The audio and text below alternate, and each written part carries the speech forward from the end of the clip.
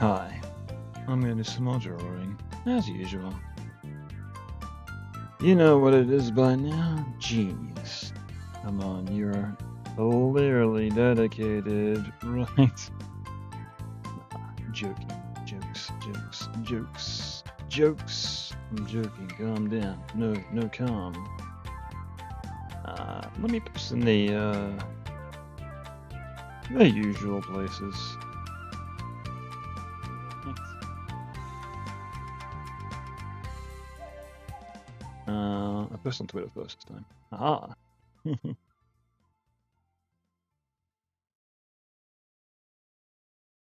you go. Bam! Oh, when I hit enter, it doesn't post. Okay. Sure. Did it work? I'm not sure. Oh, it did, but it didn't like link it to like the video. Weird. Strange. Oh well. Post in the Discord.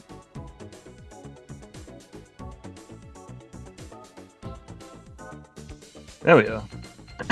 Works on that one, but I don't know. Weird. Yeah, what up, Kieran? Welcome back. Hi. I'm just gonna do some keyframes today, so I'm just gonna keep it nice and chill. Yeah. What was I up to from last time? A few sissy. Cream? Oh, coming right up, madam. Cream and sugar? What are you, Nanako? What are you, Nanako? Yeah, because I haven't worked on this scene in a bit, so I think it's about time, right? Okay, so we want 220. Let's do that.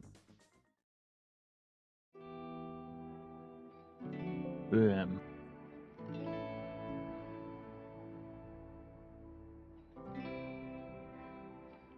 Just like that. Hang on, where's my microphone? I need to, oh. Do what I did the first time I tried to mute myself and hit the wrong thing. That'd be unfortunate. Oh no. Yeah, but for the most part, it's going to be very zoomed in drawings where I draw the in-betweens accordingly.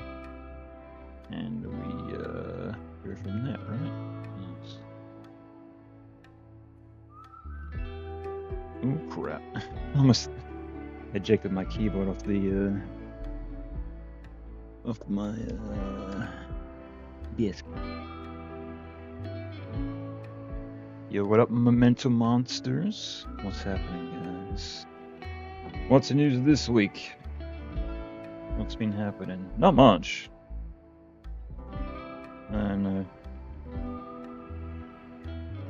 Nothing new has come to mind since last week. Oh, I gotta reset my tablet. Hold on. Actually, I forgot to test my tablet in advance, but uh-oh. Alright, it's working alright.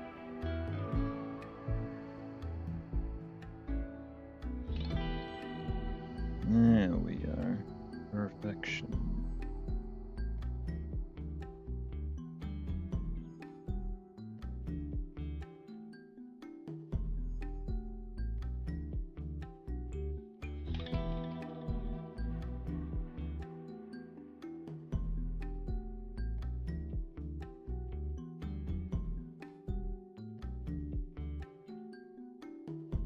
Yeah, I wonder if I can actually like pin a message telling people about the Discord. Well, I'm assuming if you know about it already if you gave half a shit, right? People actually look at my posts, right? Or actually told them about it whenever I first made it, right? So cute that your character moves when you talk. Oh yeah, the little guy on like the bottom right hand corner. Yeah, it's what they call a PNG tuber. And I was like, well, I'm gonna have something on screen. That'll be good enough, right? Because I'm not gonna go full VTuber. too much work, too expensive, and I probably don't have the right setup for it as well. This is like 90% of the time like hunched over. So not able to sit up and look around and get the model to look around and whatnot, but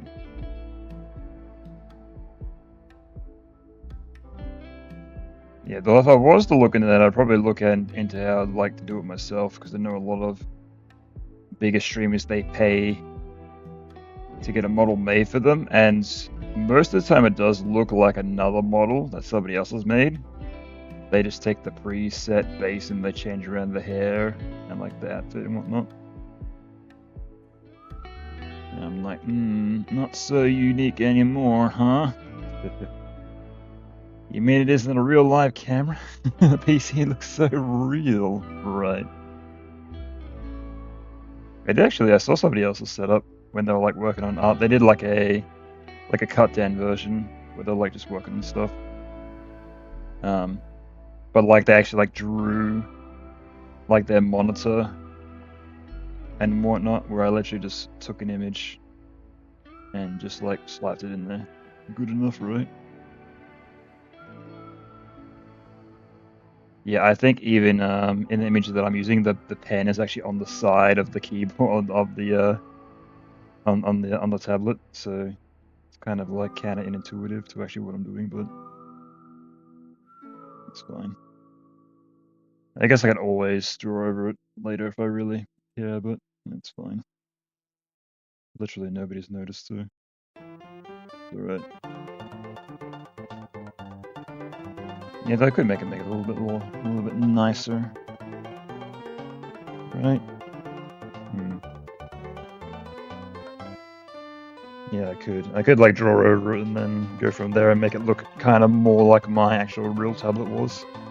I think I was like, talking about this before, and I couldn't actually find the exact model of tablet that I'm using, because I believe I've been using this tablet for well over 15 years now, or something to that degree, so it's more or less obsolete, and they're most likely not selling this type of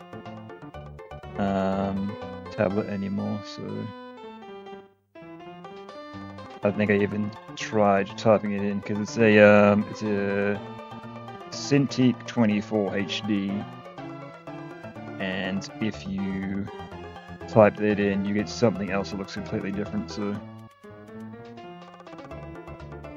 but to be fair, it's stayed in there. It's kept going, which is ultra bizarre, because I heard so many stories from people about, emergency funds, my tablet broke, shit like that. So, though to be fair, like me and technology, I do like hold on to stuff like the longest time, and like I don't like really push my technology anyway to like break it. So I think like the very first PC, like personal computer that I had of my own, it was really underpowered, but at the same time I was using that for years and years and years and years. And it should have died, it should have crashed and exploded into the sun, but it kept on going, so there you go. For whatever reason. Have a good night, you too. Yes. Absolutely. How bizarre. I don't know. It might be like just some people don't really care that much, so they kind of like mistreat their belongings, I guess. Like I remember there's been so many times where I've like gone over to not necessarily your friend, but like a friend of a friend's place, somebody that you know through somebody else. And there's been so many times where I'll go over, sit down, just start watching whatever they're watching, whatever. But I'll always see on their TV unit, there'll always be discs that are face up. And they're like, that's like the ultimate, like, oh my god, what are you doing? So, way. You know, I'm not gonna tell them what to do, but I'd never do that. You know, I don't really use any. I don't really use much physical media nowadays, but whenever I used to use discs, it was always when I'm done with them, they go back in their case. So if you were to look at like my old games and DVDs and Blu-rays and stuff, you most likely would not find many scratches, if not any at all. So, though I remember the worst was like when they put their discs face down, and it's like, ah, no, that's even worse. Goodness. Please, please, no.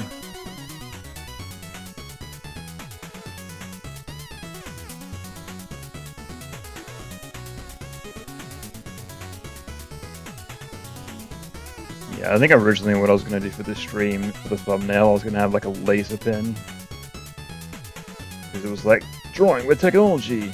And just like, I don't know, but I felt that'd be a bit too clickbaity, but... Then again, I guess, you know, some YouTubers do much worse. I think it was before I started the stream, I was watching a video of somebody playing Voice of the Void, and literally the thumbnail was their face inverted and just with a red background, and that was it. And I'm like, that doesn't even have anything to do with the game at all, so...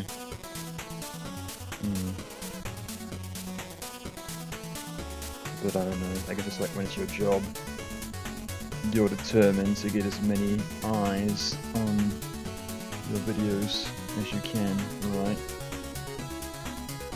You know, I'm like glad, you know, people show up, but at the same time I'm not really too concerned, so... If you want us to drop by, say hi, piss off, and do whatever else, like, that's alright, it's all good. And you can watch it later in post. Either way. How would the thumbnail for the finished video look like? I'm not too sure. I usually take like the most interesting like frame or like frames and combine them together. Because I think even with the thumbnail for part 3, that was a combination of like multiple pieces of artwork. Because you had the face of Kanji saying, you know, you see like dudes, and that was like the reaction image from Yosuke and Yu. But that was like from a completely different drawing, so I just kind of edited them together. But I think I might go with the theme of making a different color each time. Because that wasn't by design, it was more that the first one was yellow, because obviously Persona 4 yellow. But with the thumbnail for part 2, it was blue because that was like the context of like the art that I was taking it from, because that was from like the Velvet Room, and the Velvet Room's always blue, right? So, but then continuing with that motif, I made the third one red. So, I'm not sure if I'm gonna make the fourth one green or whatnot, or but for the very final part, I want to make it like reminiscent of Sapphire's original dubs, how she had like all the characters in the thumbnail. I want to kind of make it a little bit like that, so it kind of echoes a bit, so... Or I could do something else, I don't know. Either or.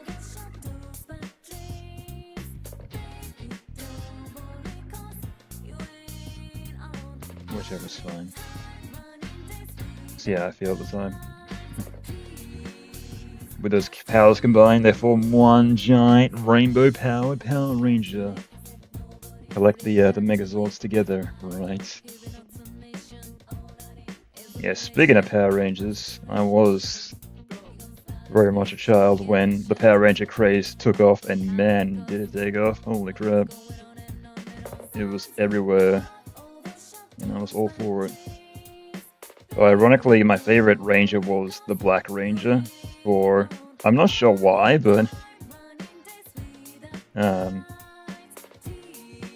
think it was because like his axe, he could like flip into like a gun. I'm like, oh, that's cool. And also he had the like the mammoth, right? I'm like, that's cool as well. So yeah. So I remember like every kid that I knew was like, yeah, Green Ranger, Red Ranger, White Ranger. Like I was like the only kid that gave half a shit about the Black Ranger, right? Kind of funny. But I've always been like that. I've always loved like the underdog characters. So, yo, what up, J Sword? Welcome back. Okay. Are you Nanako? Nanako. I have a traumatic memory of receiving pink Power Ranger from fast food and never known two true grief since then. What do you got like as like a Happy Meal kids toy, and you got the girls one instead of the boys one? Oh yeah. Uh-oh. I guess then it was returned to his like default pose. We can do like slowly maybe. That's like the final time he's gonna move, right? So if anything, we might take it a little bit slow, and then we can start working on Nanako. Speaking of, I'll make her like a bit transparent. So, it's not even the right frame.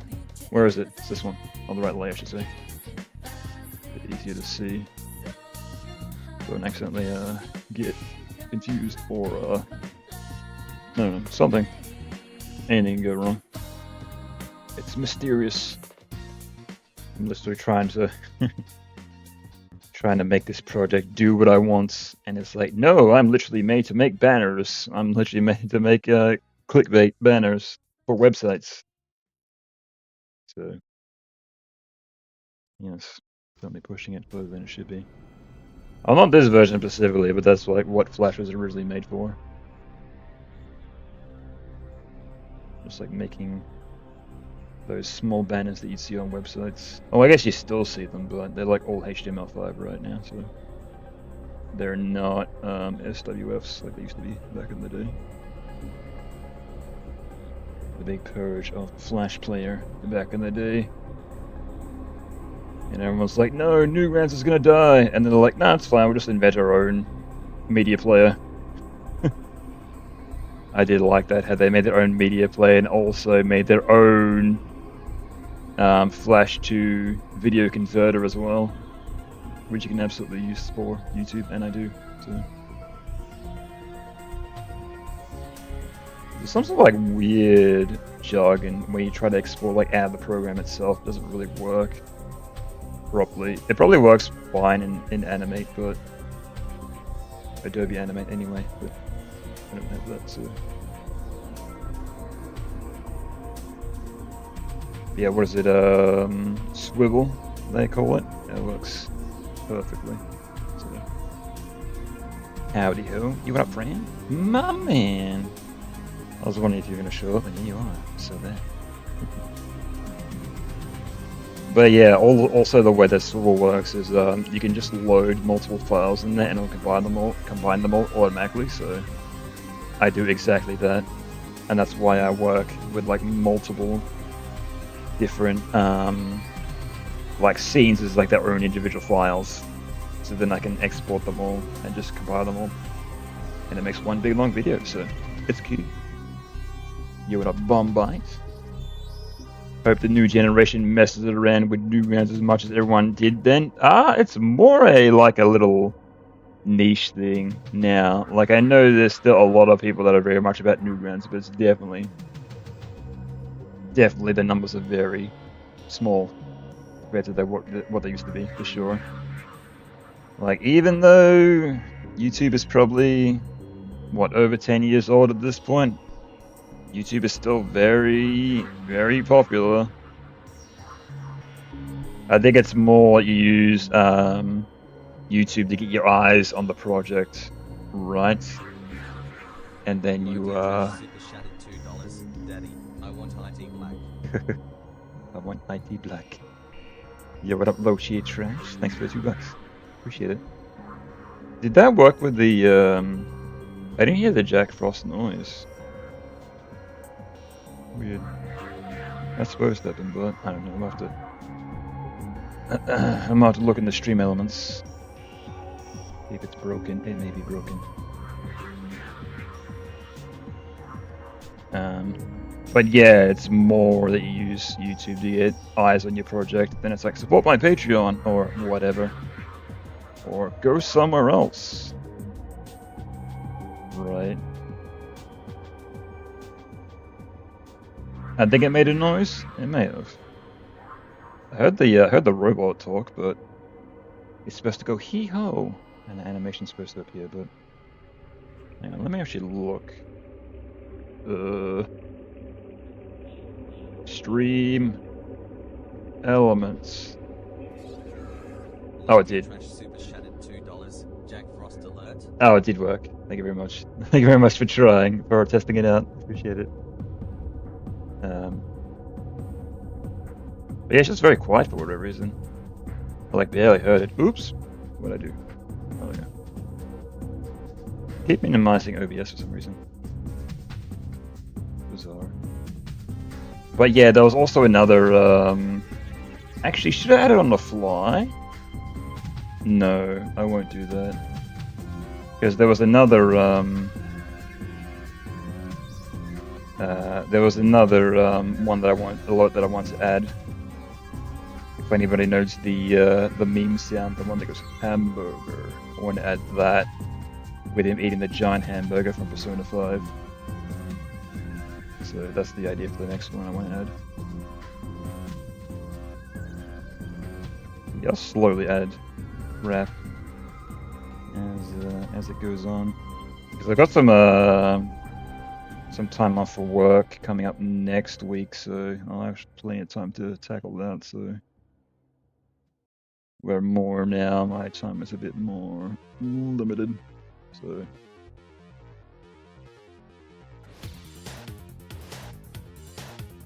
Yeah, because I want to try to do some more like art streams where like I mess around a bit more. Like we can play what's it, Gartic Phone, and I want to do ones where I do like blind draws. Like I won't be able to see like the character, but then I'll try to draw it and see how I go, right? Or try to draw it from memory. That as well. So, for better reference. Long time no see. Yeah, pubs. That's it. And here I am on your. I was about to say computer screen, but that may not be correct. I gotta remember that in this day and age, you can more or less use anything to watch, right? Maybe a phone or a tablet or television or refrigerator or let's go deeper, micro. I think it's actually like smart toasters that you can actually have like screens on now, which is ultra bizarre. Do you want to make it smear a bit? Yeah, maybe a little bit.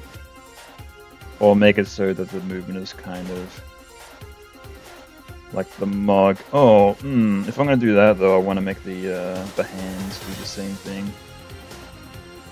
Make it so that he moves, but then the hands kind of moves a bit slower behind him, right? Yeah.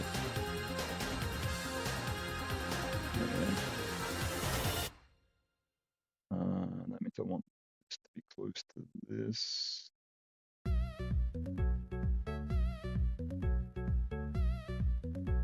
Also, I did forget to add any more music, so you're dealing with what we had last week. Oops. My bad. Because we're talking about Crash Bandicoot, right? Yeah. Something like that. Rewatch all of these past streams to catch up on what you missed. Exactly. What do you mean you guys don't watch all my previous streams in full? Thought you guys were fans. I'm kidding. Could you imagine? Somebody get like ultra pissed. What was it? That was that lady. Oh, there was like that clip of that lady on Twitch where she's like, $5! You guys have all this time to watch me, but you don't have $5 to subscribe. Right. Goodness gracious. How about you do something entertaining and then maybe we'll pay you, right? Now, to be fair, I do have memberships on my channel, but I'm not pressuring anybody, so... You know, if you want, it's there, but you don't have to.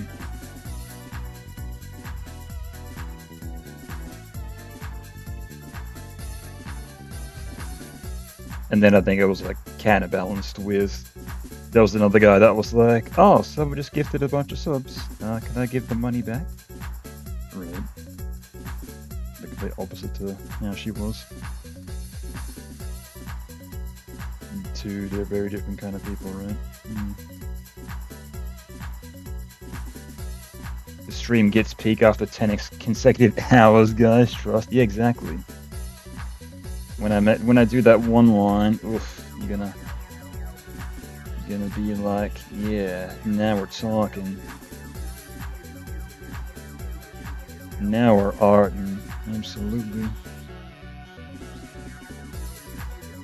But yeah, I definitely do have some stuff that I want to try out in the next week or so, so keep an eye out. Yeah, because for the most part I'm like more or less, you know, using this as a motivator to, you know, work on this, so...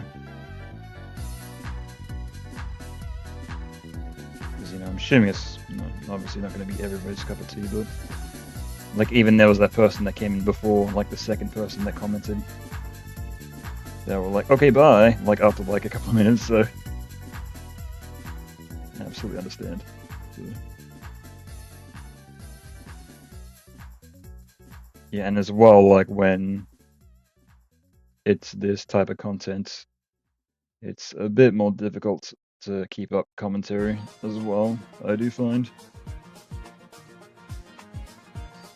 And then people will be like, well, you know, I'm just watching a guy draw, he's not saying anything, okay, bye. Right. What am I even doing here? Yeah, but then again, I guess like a lot of people could use this as like background noise, so could also be that. You don't have to chat.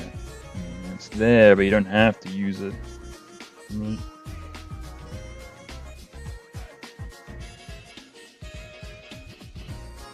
That like what makes me like ultra bizarre.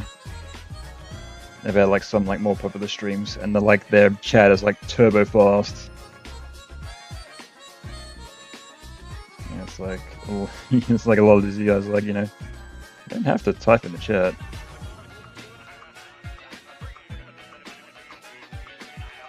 Especially like when like not all of your messages are going to be seen and or read.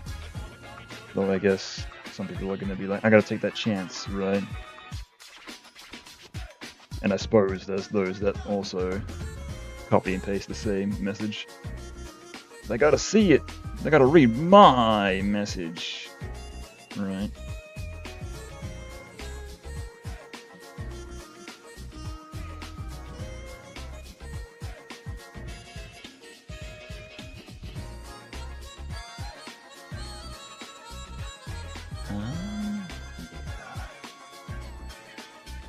Okay, so we're gonna go back the other way. I always have like a little bit of a slowdown, not too much. Yeah. Not too much. Because if anything, like, if I add too much, then it'll be being far too slow, and then it'll add way too many frames, as per usual. I mean, it might look cool, but Assuming that should work, right? One more song to recommend? Sure. Absolutely.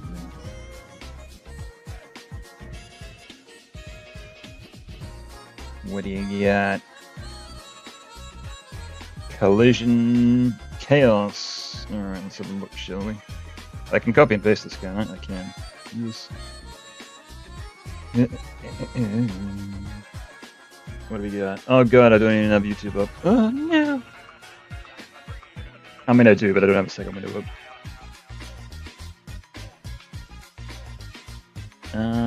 Oh, for Sonic the Hedgehog CD. Yeah, a lot of people do like this game. I think I like played it and like it's very chaotic. Didn't think I really liked it. Yeah, it might have been like one of those games you had to like grow up with to like, but I don't know. CD version. P-Mix. Hold up, this is not what we're looking for. There we go. Ooh. Oh, I think I know this one. Well, this sounds very familiar. Ooh, I like it. Ah, Sonic CD. Oh yeah, you're a Sonic fan, right, Fran? You know this. Yeah, they're like playing any Sonic game after Mania. It's like, yeah. Dunno. It's like the bar goes like the highest possible in like play like any other Sonic game, and it's like, it's a bit lower, right? Yeah, you add it to the list, so yeah, it's in the rotation, so it'll play as it sees fit. Because I got my playlist randomized, so I could play it right now. No, I'll play that spell song. Sonic CD has two OSTs. Oh, that's right, yeah, because it has the past and the future, right? That'd make sense. Oh, that'd be annoying. Oh, I guess that'd be kind of cool. Be kind of a cool challenge, but you have to make two separate versions of like every track. But didn't the original Sonic games do that anyway? Oh, Japanese and Western version. Oh, I see. Ah, I see. But yeah, because the original Sonic games, they did the first act and then the second act, which is like the same song, but it's like slightly different, right? So technically, there were like two versions of like every stage song, right? So I guess it's like no different to like a fighting game, where like the song will change when like a character gets, you know, like low health. I do notice that it does happen in like a lot of fighting games, so. Yeah. A pain to go through both playlists, right? I had this one song, I know it's here somewhere. Oh goodness. Yeah, I think it was there was a friend that me and my friends were playing called The Descent, right? Yeah. But there's like one song where there's one part where there's a really cool song. I'm like, this is a banger, damn. And I went to find it, and it's like, oh god, I gotta go through every single song in the game's OST to find it. Like, goodness gracious. Obviously don't know what it's called. So it's like to find it's like, oh, good luck. About that.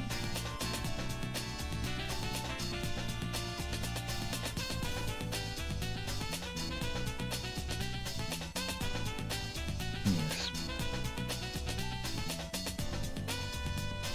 This song is so good. Oh yeah, Third Strike music. Yeah, I gotta get around to making my Street Fighter 6 playlist to make it so that like every song that plays is a Third Strike song. I've got all the Third Strike songs unlocked. I just need to make it so that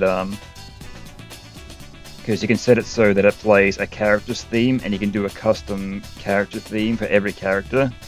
But I gotta go through and I gotta make it so that every possible Third Strike song plays with every character. So I'll more or less get like a song at random, right? Versus it plays the theme of Guile from Street Fighter 4 or the modern game or Street Fighter 3. It's like, no, I just want Third Strike music. I don't want the stage theme. I don't want whatever new theme you had for the character. I just want the Third Strike song. Right? But I don't want to like hear like the same one over and over again, so that's why I want to play like every song, right? So then I'll just play something at random, so... Just like trying to find a childhood game, but with your ears, right? Yeah, because we were like talking about that last time. That that Sega game that I played, where you could like play as animals, and I had a mechanic where you could stack them on top of each other. Yes, I'll probably never ever find that game, but... Though, to be fair, I'm like not even sure that it was the Sega that I played it on, so... Could have been... I don't know, just maybe somebody got their hands on a PC Engine machine in Australia in the 90s. Somehow. Hey, it could be a thing. You never know. Oh yeah, there was a song that I want to add as well. Let me see if I can find it on the fly. I'm gonna waste time. Haha. But I know I should know exactly what it is, right? It's a Yoshi's story song. OST. Because I heard the other day, I'm like, oh, that's kind of cool. So, excuse me, I forgot all about it. I know it's not Yo-Yo Yoshi. I know that one. That one's a good one. I'm gonna pause you, Bomber Man. Is it this one?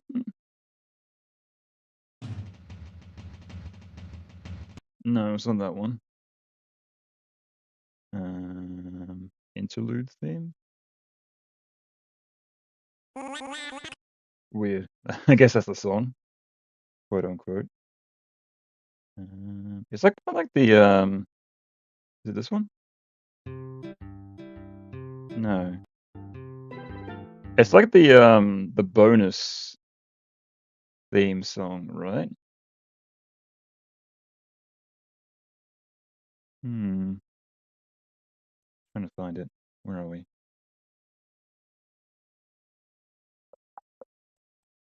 The riddle theme? Let's try it. No.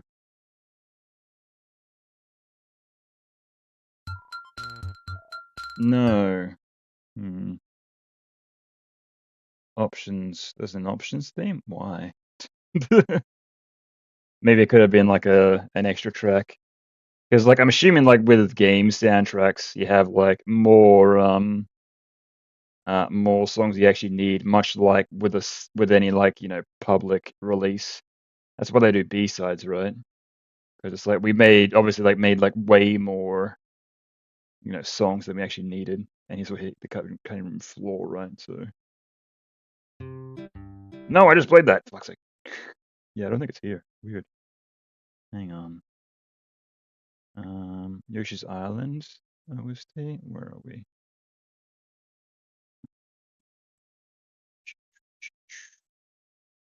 Spider Swing. Tough Guys Don't Cry. Games of Happiness. Might be it. Yeah, here's the one. Yeah, this is the one I want to add. Perfect.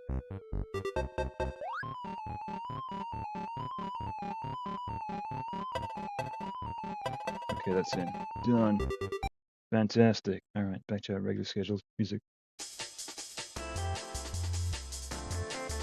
Excellent.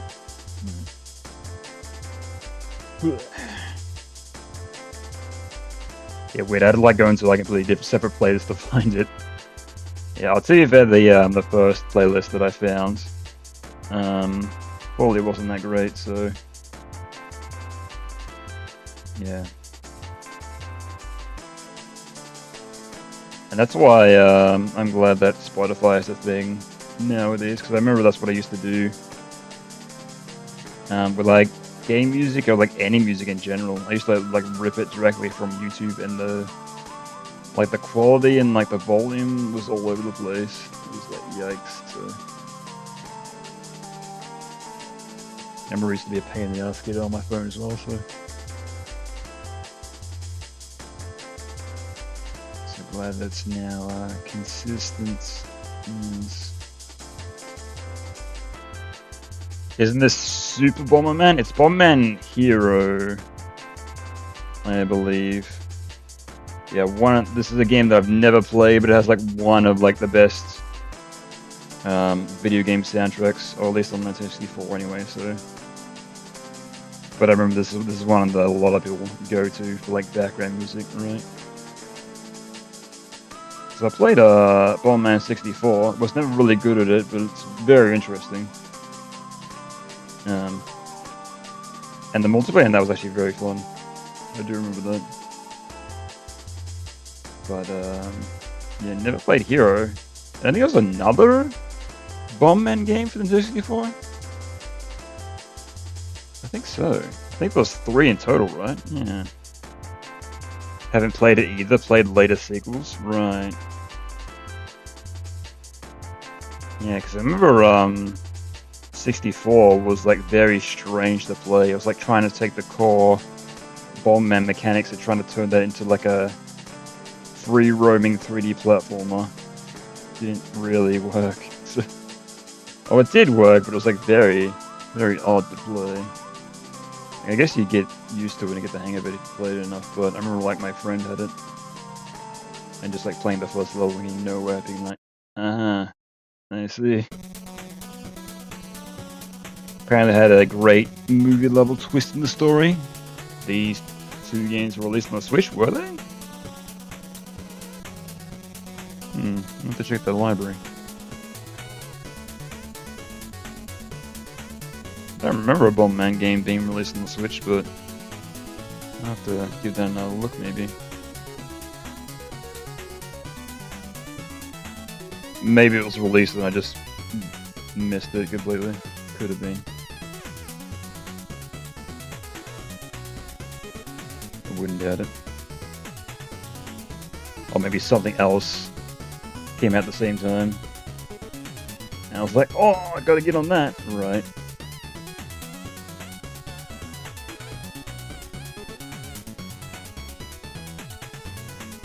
Because I remember like when Banjo-Kazooie came out for it, I was going to try to 100% on it. And they got to Rusty Bucket Bay, I was like, yeah, maybe not. Right. 100% like old times. Maybe not.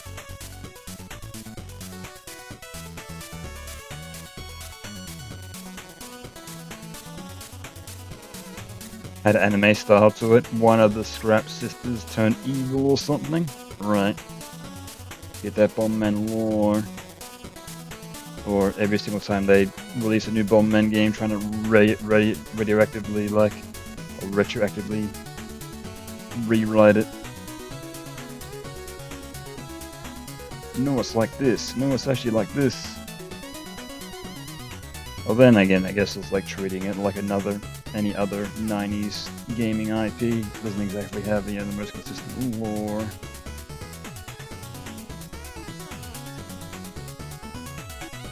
Like even with like Zelda, people are being like, "Oh, the Zelda timeline." I'm like, who cares? Like, fucking whatever, man. Just play the game. Or even like a Mario game. Mario games usually play very similar, but at the same time they play completely different to each other. Right?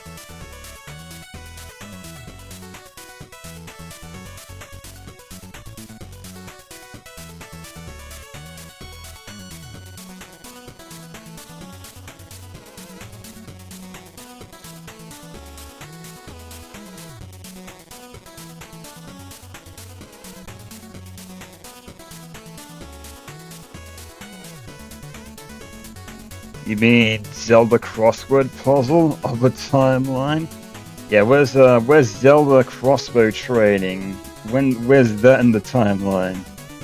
Right. Or Wonder Gamelon, or some other dumb Zelda offshoot game. Nuh-uh, this one's the first in the timeline. Yeah, I always said, like with Zelda games, you treat every separate game as its own separate entity, except if it is specifically noted as being a direct sequel. People like trying to draw connections. Majora's Mask is actually a sequel to Link's Awakening. Like, sure it is, bro, sure. Keep telling yourself that.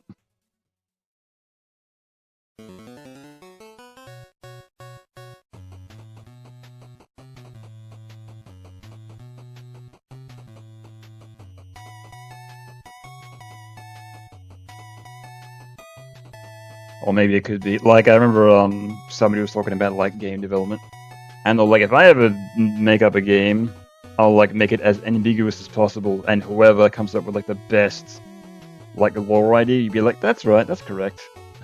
Like, you just take somebody else's idea. And I'm assuming, like, maybe Nintendo did that as well. Or, like, any, like, you know, any, like, old property, right? People be like, yeah, that's right. I swear. No, we had that intention the whole time. Oh, you want us to prove it? Oh, sorry, we got rid of all our old stuff because it was the 90s, you know. Can't keep everything backed up because you only got limited space. To that degree. In that regard, they could probably like make up whatever they wanted, right?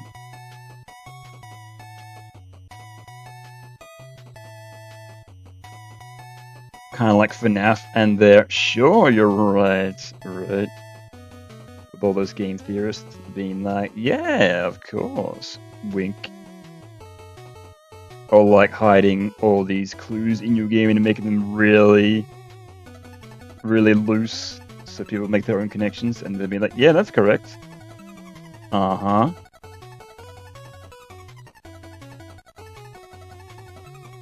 Though I did find that hilarious for the fourth game, where there was that chest, or what was it, chest? There was like a locked box or something, and he was like, or the creator was like, if anybody gets it right, I'll reveal what's actually inside the locked box, and apparently nobody got it right, so he never revealed it and just dropped it completely, so... Or maybe it was just some idea they decided to abandon. That'd be way too crazy. Right, could also be that. I got a good thing going, I don't want to ruin it.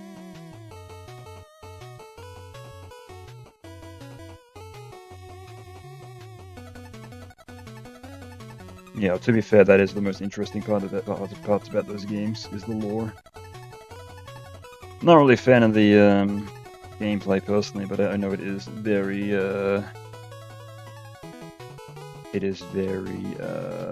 popular, which I can completely understand because I was a big fan of Goosebumps as a kid, so, and there's kind of like that borderline, like it's, you know, it's horror, but it's not really that scary, right? That's more for kids.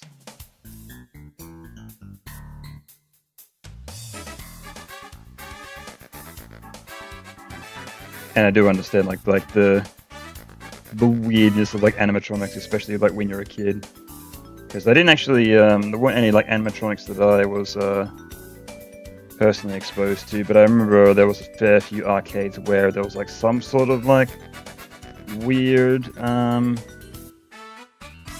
like animatronic-esque thing. It's like not like that, but there'd be like a pinball table with like heads in them.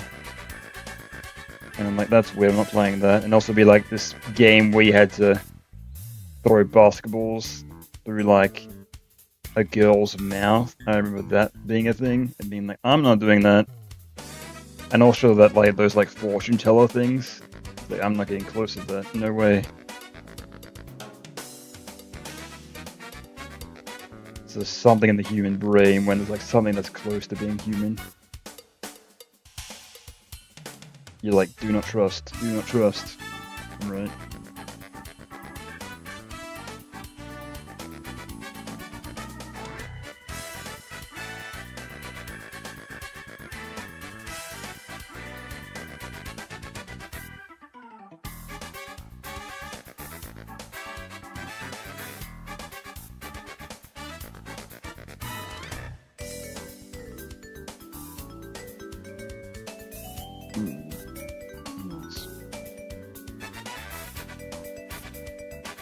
Yeah, actually, I wonder if I can find it. And here I am getting so scared over the Sonic CD music as a kid. Right. Well, there was that classic creepypasta. Apparently, that was an error message. There was something that you do to get that, but I remember there was like a haunting like melody. Was it that song? And there'd be like Sonics with like skull faces, and I'm guessing that probably traumatized a whole bunch of kids when that popped up. So, goodness. Let me see here. Arcade, basketball, codes. Who's fucking trying to cheat this shit? Girl, mouse. This is gonna. This ain't gonna work. Oh, it did! Oh, goodness gracious me. Yeah, somebody's like, creepiest arcade game I've ever seen. Hang on, I'll get this on screen. Oh, can I not? Oh, you mother. Ugh. Hang on, I gotta screenshot it. Can't save it.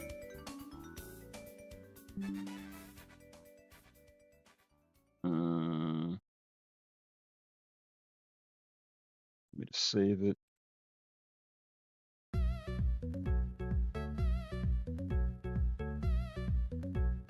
And then, how do I add it? Uh-oh. Oh.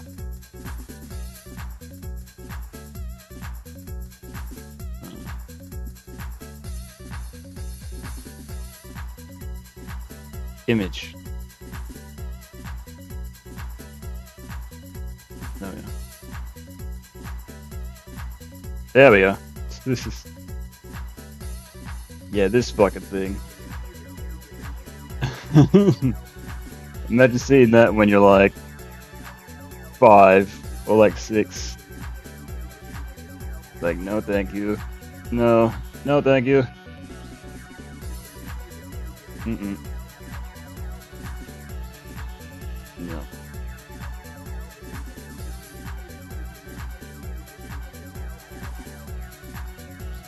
And I think it made noise as well to try to get your attention as well, so you constantly hear it like making noise throughout the arcade. So you constantly like be reminded that it's there. Like, because you know all arcades machines do that to get your attention. They'd all be trying to yell over each other. I think that was like a classic like Rare story that they were telling about Killer Instinct. Actually crazy. But with the Killer Instinct arcade machine, they actually made all the sound effects lower than the announcer. So when they'd be calibrating the machine, they'd be like, oh yeah, you know, just turn it up a bit, it's fine.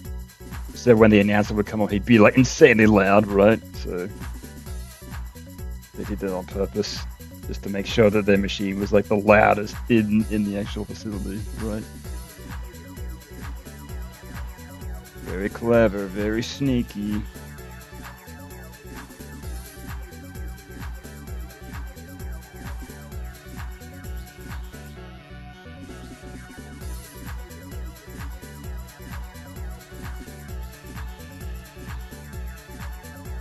Yeah, and I wonder if I can find the sorry that I'm like walking around, but I wonder if I could find the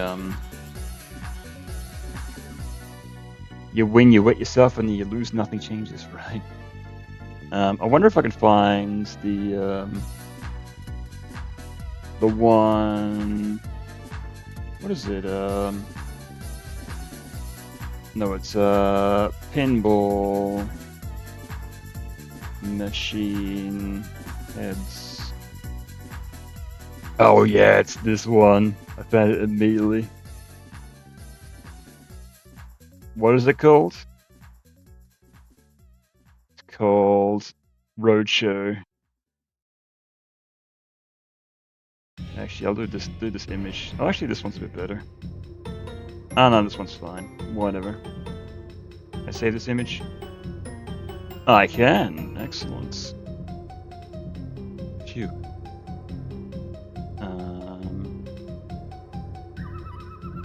And then can I... Not that one. How do I change the source? Oh, I go like this. Oh, okay, I see. I'm learning. Where's the image? Where'd I put it? This is what happens when I fucking put shit on my desktop. I can't find anything. There's like so much crap on my desktop. Wait, what? Where'd it go?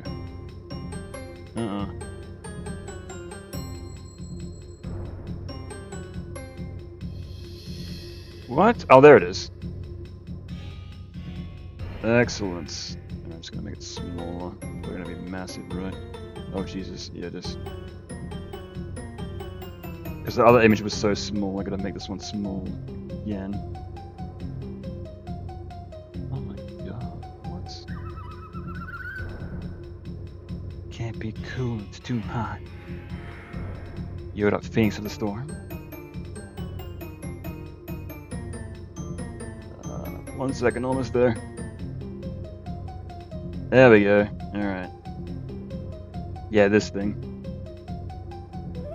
This is like on the top of the like the pinball table, right? And you have like these two heads that talk to each other. And like, you know, interact as you play the game. And even seeing that as a kid, I was like, nope, nope, nope, nope, nope, nope, nope, nope, nope, nope. Not getting near that. Right. But yeah, I think the one time I did see that as a kid, it was like out of order, so I was like, oh thank god. So even if I was off the blade, couldn't do so. But yeah, I've been hearing about the current heat wave over there in the States. That's a shame. Not hot over here in good old Australia land. Quite the opposite.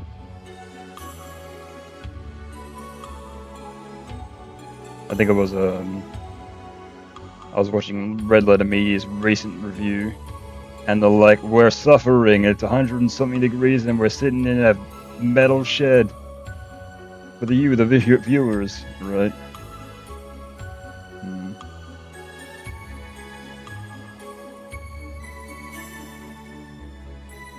Apparently it's been quite warm over there.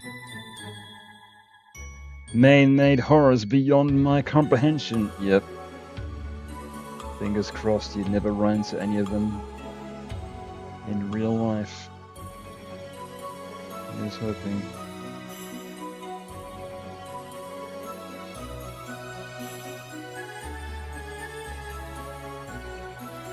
But yeah, it's absolutely why I can understand that Five Nights at Freddy's has become as popular as it is. Because like it threads that fine line of being like, this kind of looks like, you know, it could get up and start chasing me at any moment, but at the same time, maybe if I keep my eye on it, maybe it might just, you know, just sit there and be a toy.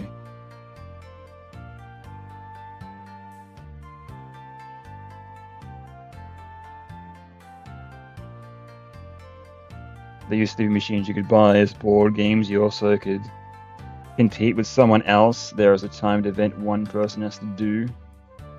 If you don't compete, the creepiest sound plays. No doubt. The board game craze. Did I have to read a lit? Oh, I did. And then I did.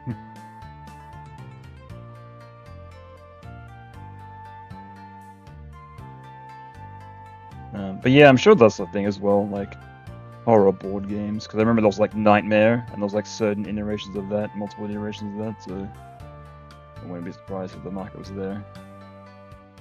Non-American, Northern European, where everything above 20 Celsius is too much. Ah, I see. Got it. Yeah, though I guess it like depends like where you live or, you know, what's actually warm for you. I think that's the classic the classic meme of like anything above like 25 Celsius in the UK is considered hot because they're just so used to like the cold and the rain. Yeah, apparently the weather isn't great over there, so from what I've heard anyway. It was a kid's toy. It was all distorted and meant to sound like a game show. Oh, I see. Interesting. I see. So it'd be like some sort of arcade-esque thing, but it'd be designed so you have to play at home or play with like multiple people, or just like maybe like one of those, you know, kids' toys. I remember like that was the one where the electrocution one where there like be multiple handles and you hear that sound. That go and then land on somebody and apparently quote unquote shock them. Till this day, nobody actually knows if it actually electrocutes you or not. I'm assuming not, but apparently the word is that it just vibrates very hard and it feels like an electric shock. But I was not willing to find out. Because I remember I had a friend that had it and I like play it. I'm like, no, nope, not doing that.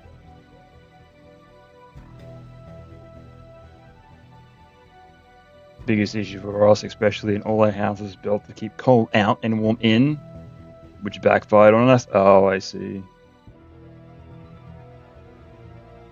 Yeah, I guess if you have that kind of weather is the main, and you design your structure around that, kind of screwed in the off seasons, right? But hey, for the majority of the year, you'll be fine, right?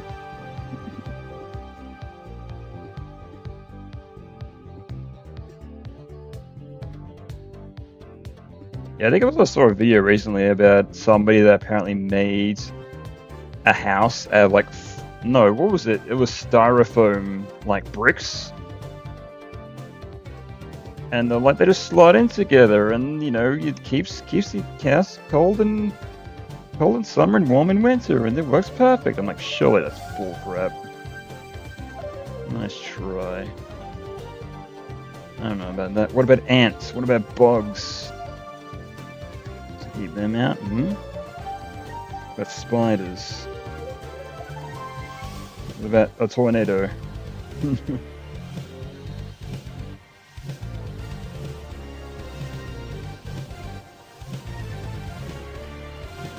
But hey, if it's cheaper than, if it works and it's cheaper than, building a real house, then hey, why not? I'm assuming if it was a thing and it was real, you'd hear news stories about it everywhere, right? That's like whenever I hear about a thing that's too good to be true, I'm like, why am I hearing about it more then? Why hasn't it caught on yet? Oh, because it's bullcrap? Oh, yeah. That.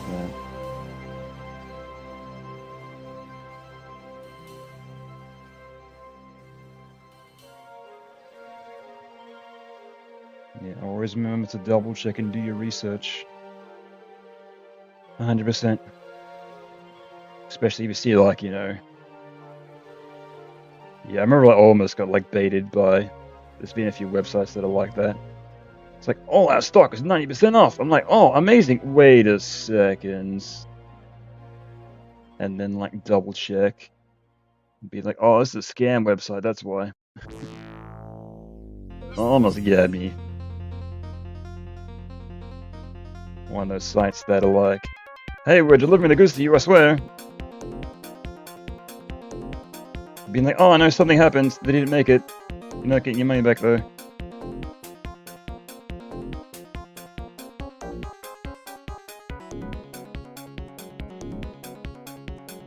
Because I think it was, yeah, that actually did happen to me once. Was it AliExpress? Or whatever it is, that's the scam site. Because I did order a couple things through there. And they never showed up, so there you go, money gone. Because like they'll take asset flip stuff from like other websites like Etsy and stuff. And it's where you can always like read the comments as well that they leave on their products, and if it seems a bit fishy, a bit far-fetched, you might want to consider maybe not buying.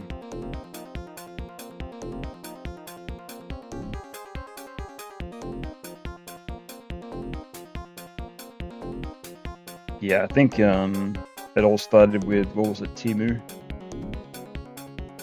Because, you know, you'll get stuff from Temu, but it's at the same time it may not be exactly what you ordered. Because there's like no, like, you know, no like double checking, or like I think there was a video that came out of like one of the factories, and apparently like there was mounds and mounds of crap they were trying to sort out. It's like all this junk that they must have like got from like, you know, who knows where, at like retail prices, or like very severely slashed prices, and like resold at the full price, or however much they're selling it for. Guarantee you, whatever you're paying for it, they also got it for less.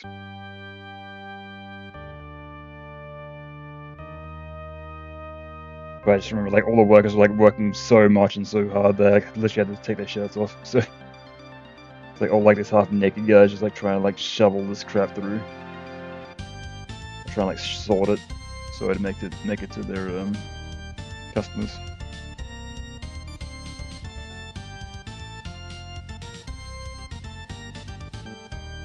But I think it was also saw a video of someone that did get some Temu stuff in the mail, and they got some socks, and they were Disney socks, and then they didn't like say the characters' names properly.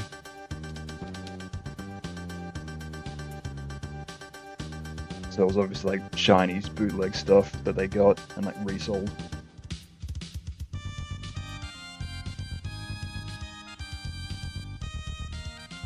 Where the image would probably look great, but on the website, and then when you get it, it's like, oh, this isn't what this isn't right.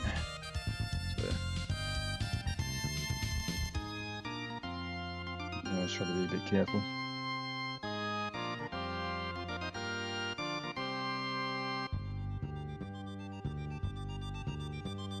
I think that's why I usually stick to like Amazon and eBay. They're usually pretty dependent go-tos. But there has been like one thing that I actually ordered on Amazon recently, and it's like, it's been delivered, and I'm like, no it hasn't. So I'm not sure if it's going to show up later or what. Because I remember there was a while back there was something that I did order, and it's like, it's been delivered, but it actually got delivered to a warehouse, and then they reshipped it to me, so it could also be a factor of that. Because I remember like when I got the notification that it had been delivered, it was like 2 in the morning. I'm like, wait, what? What do you mean?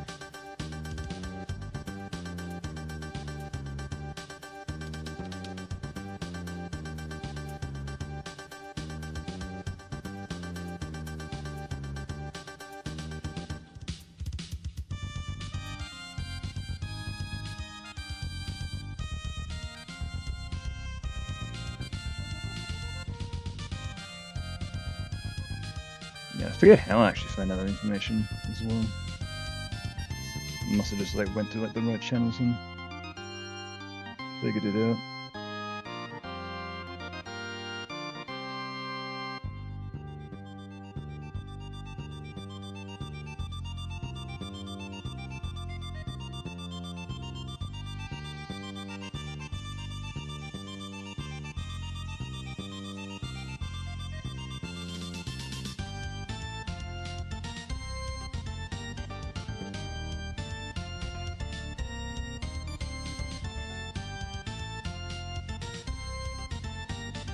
But yeah, I think the way Amazon works as well, I'm not sure if it works the same in America, but or like in other countries. But it's like if they have it like at the warehouse, you usually get it in like 2 days. But if like they need to ship it in from elsewhere, then you'll get it within like a week or like 2 weeks.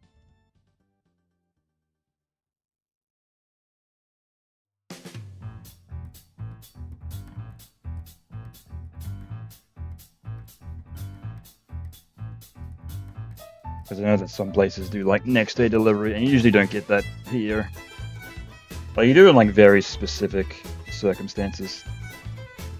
If you like order early enough, it'll be like order within the next 3 hours, and you can get it shipped on the same day or whatever.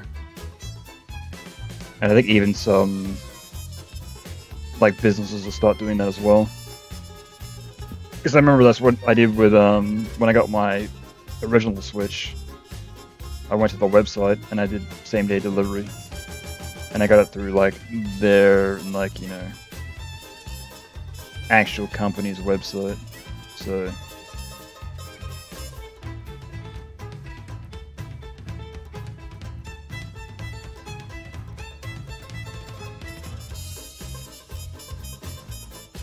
then they must have like sent some guy out to drop it off. So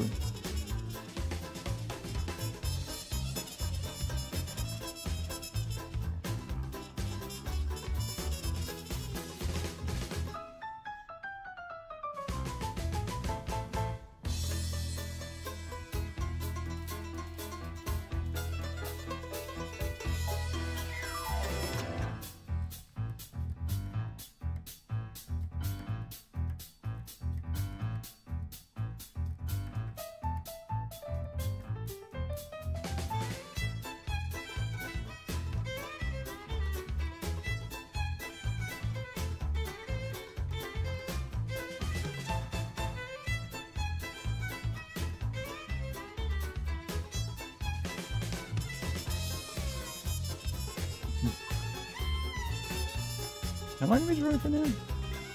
Not long. I haven't like done that much, but let's see here. Just over an hour. Okay. Cool, cool. Oh goodness. Actually brought up the my browser, and just this showed up. Goodness.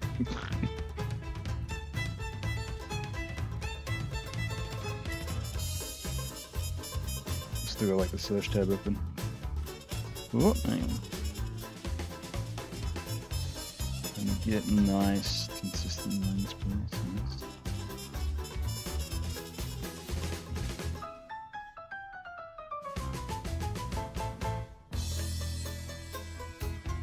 Part 4 in the making, you know it. This is me making it right now, so this is the progress. You're seeing it live. Isn't it amazing? This is the really boring part that I have to do, and then I make the funny hee hee ha ha cartoon, right? Oh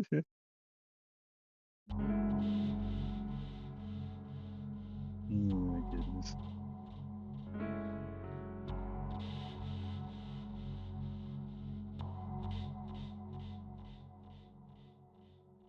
It'll come out one day, yeah, exactly. Like, you know, you work on a project by 1% every day. In theory, it'll be out in 100 days, right?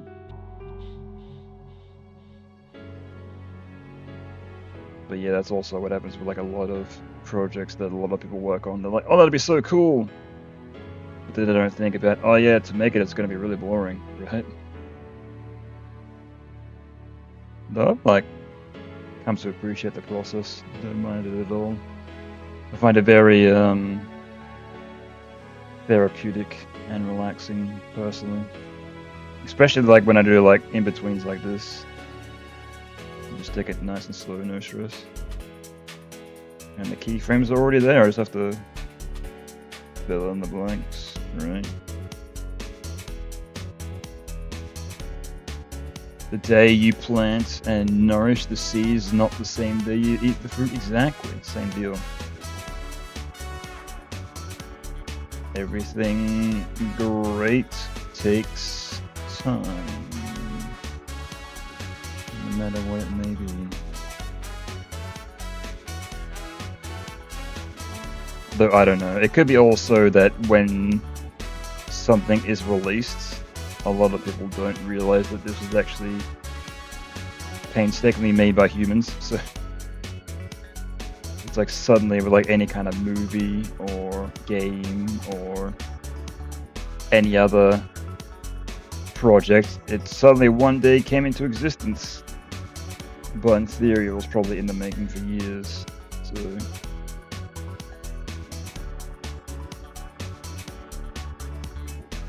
behind closed doors, it was slowly being toiled away while I had no idea. Right.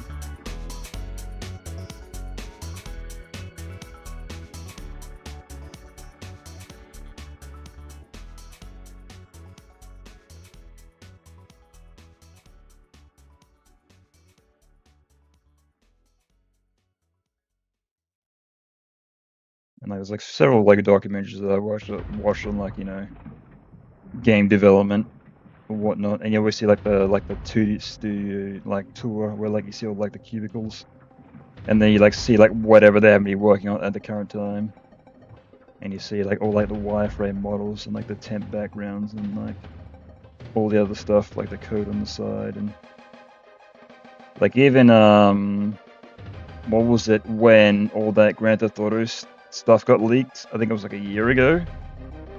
People were like, it doesn't look that great. I'm like, because it's not done. Duh. At the same time, this could have been, you know, old footage that could have been like, you know, years old, so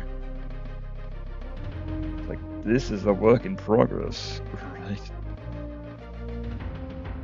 And I think that's the saying why you never show your work in projects to clients. Because I think the Mega 64 guys have talked about this, because they've done it a few times in the past, and that's why they're kind of against like showing stuff until it's like finished. Because the average person will look at a working project as if it's a finished product. So, like, if you don't understand the process and how things get made, you'll look at something as if it's completed. If that makes any sense, but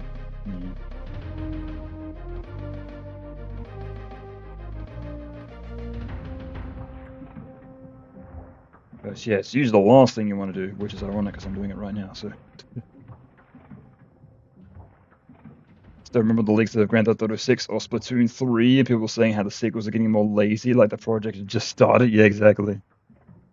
It's like they're still working on it, and it's like, nah, it doesn't look that good. It's like, God, I really want to jump out of the computer and just punch you in the face. Well, there's something to that degree. Something like that. I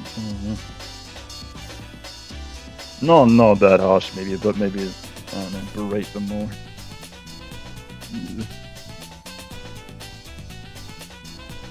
This makes me angry. It seems like everything loads slower, the colors don't stand out much, just lazy workers.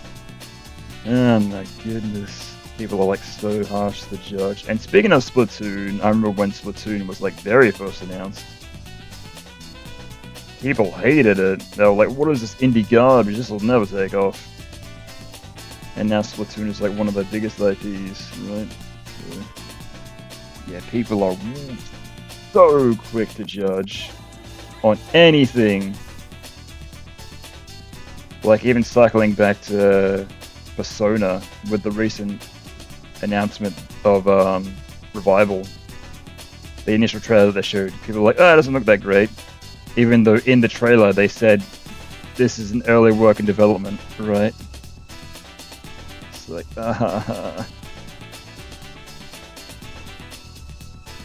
please read, use your brain, please. Think for more than 1 second. Goodness gracious.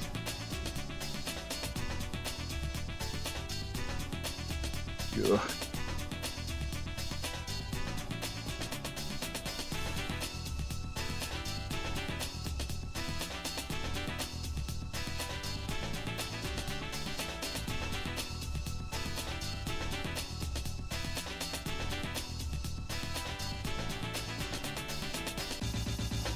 Yeah, to be fair, like, I do go into the habit quite a lot. The first thought you comes into your brain is the one you act on, right? But to be fair, we're all humans. We all make mistakes, right? So, but at the same time, I do try thinking a bit harder. Not to say that, you know, everyone's a bit more. Doesn't think quite as hard as comparison, but I don't know. Everyone's different. Everyone has a different way of going about things. So.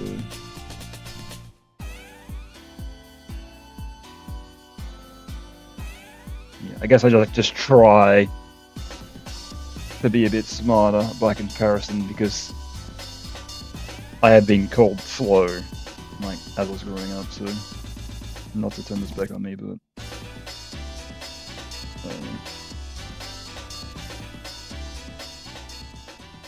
I have been called that in the past, so I do try a bit harder.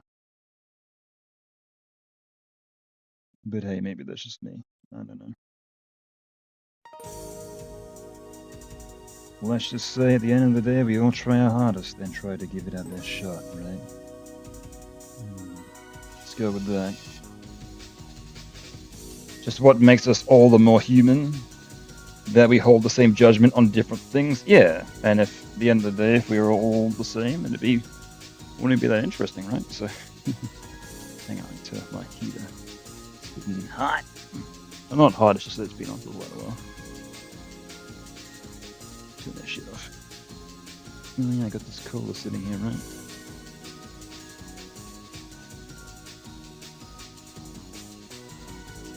Ooh. Thank you, Akechi Social Link, for this knowledge, right? Aha. Knowledge.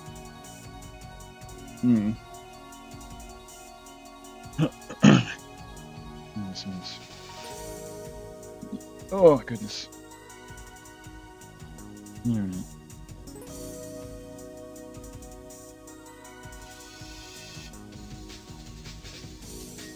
Yeah, and that does make me excited, or be excited to revisit Persona 4 again with the remake.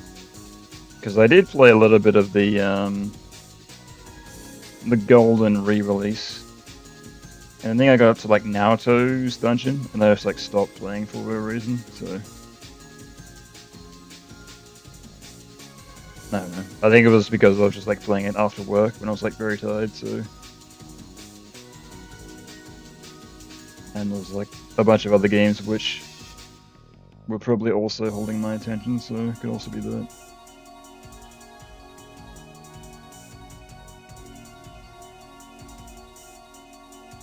I don't know. I do find like with like a lot of games, because I do stream games over on Twitch, but when I play games in like my spare time, I do find I need to have like one game and then like stick to it.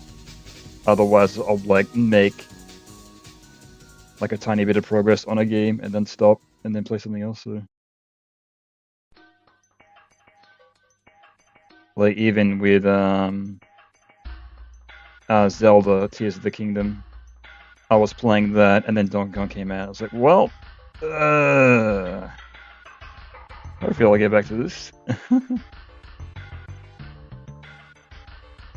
Golden was like my second Persona game, so I had higher hopes, right? Well, I guess it depends like which game you play and like what order. I think it was I experienced 4, then 5, then 3. So, well, to be fair, I did know what kind of game 3 was. Where 5 was kind of like, yeah, they're kind of just doing Persona 4 again, kinda. Like they're making it a little bit more varied, but this is, you know, this is still dungeon crawling. It's still social linking. It's still doing the same stuff, more or less, so I don't know. Yeah, for me 5 was fine, but at the same time it is, in regard, it is probably like my least highest regarded Persona game, so.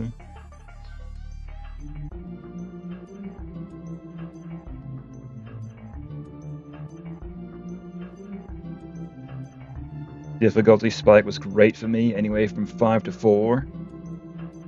Didn't talk to Rise once, so the game was automatically harder. Oh, really? Interesting. But then again, I guess it depends like what difficulty you play it on as well. I guess if you're like already used to the kind of experience, you can play on like a hard difficulty. If you're like, you know, yeah, I'm just going through the same motions again. I remember, I did find a playthrough on YouTube of a guy that played Persona 4 for the first time, and I'm not sure if it was his first RPG or whatever, but he decided to play on like the hardest difficulty from the word go, which was not smart, because like every single fight, it was like life or death, so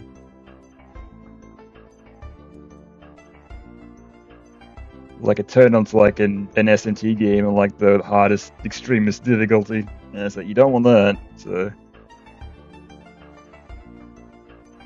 though to be fair, if you do that for 100 hours and you come out the other end defeating the game, you'd probably feel like you've beaten 100 Dark Souls games, right? So, probably feel amazing once it's finally done.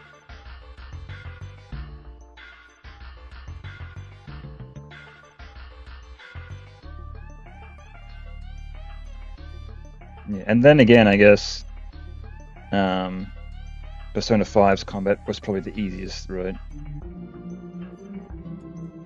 Because it had like the whole baton system, which made combat even easier, so which was cool. Like I did like it, but definitely was easy. Oop.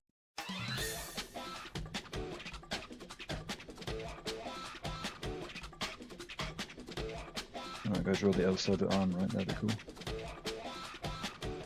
I'm sure DLC personas will make Revival a cakewalk again, right?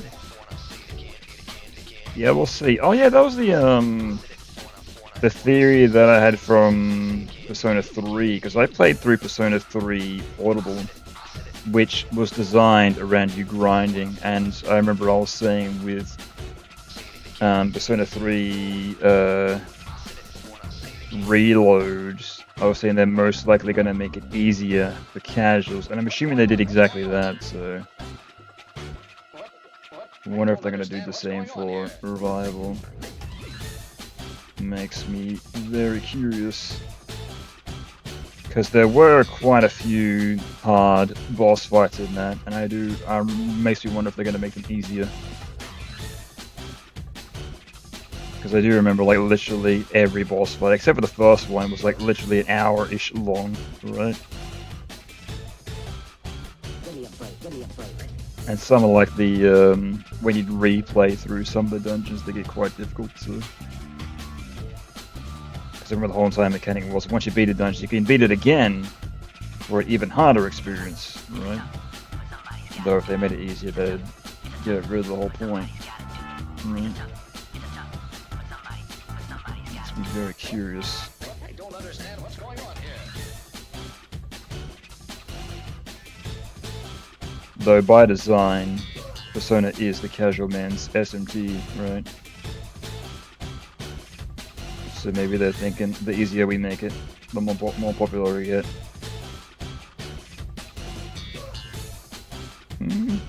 Hard to say actually. I wonder. Give me a break, give me a break. Because a lot of games that do blow up and are very popular, they are easy. Or easier than your regular game. Right. Well then again, I guess it's hard to say.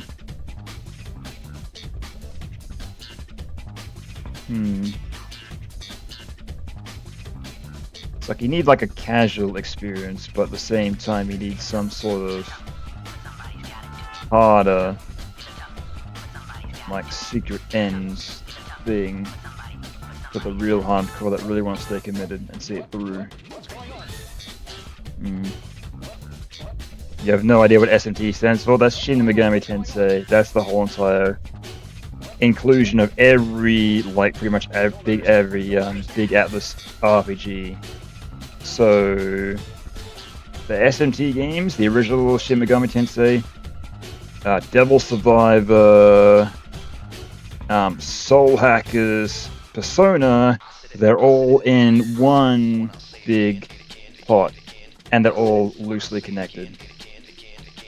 Because Persona is a spin-off originally of SMT.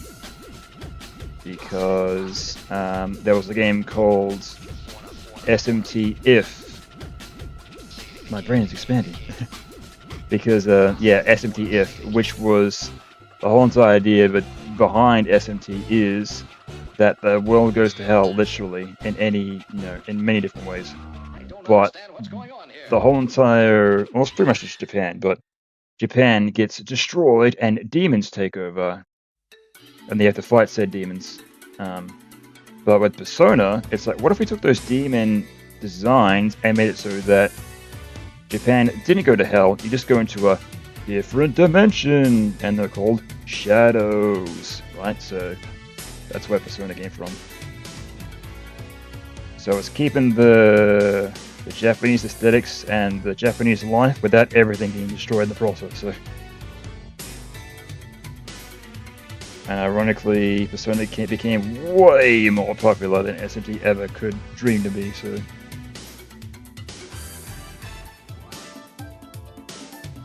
like a lot of people do know Persona, but they don't know SMT or any of the other games. So, which is a crying shame because a lot of them are great, especially SMT4. So, like I think I have a lot of the songs from SMT4 in this playlist. Because that game is amazing. Mwah. I'd really wish it would get re-released, but on the 3DS, so probably never.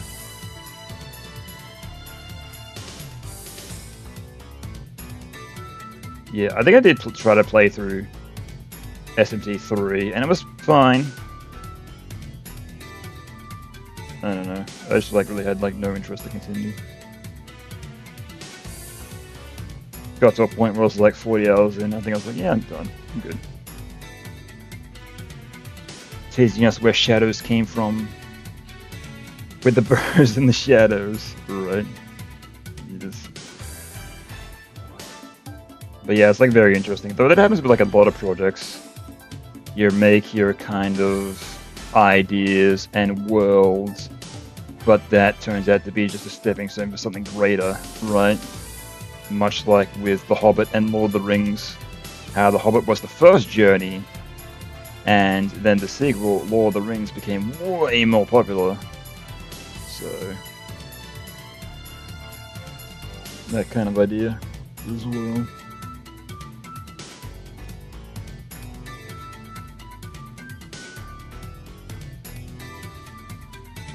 And there's having like a lot of media as well. Like, yeah. I think they always say that in the games industry. You make your first game, it's going to be a shitty game, it's going to be crappy. But you use that resource knowledge to make your second game, which is going to be even greater, right? Like even Toby Fox, who made Undertale, before working on Undertale, he worked on what was it? It was that very popular webcomic, which was called something. I know the name. It's in there somewhere. Brain cannot remember. Homestuck, right? Yeah. Yeah, he worked on Homestuck first, and that was the stepping stone for Undertale, right? So, very interesting.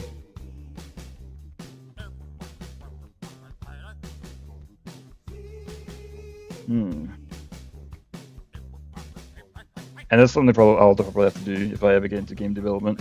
I have to make that first shitty game and then go from there. Right? Or even the guy who made Apex. No, not Apex. Axiom Verge. Before he made that, he made a borderline Metroid clone game, so he could figure out how the mechanics worked and how he actually wanted to make his own game. So when he made Axiom Verge, it was actually kind of cool, right? And did well.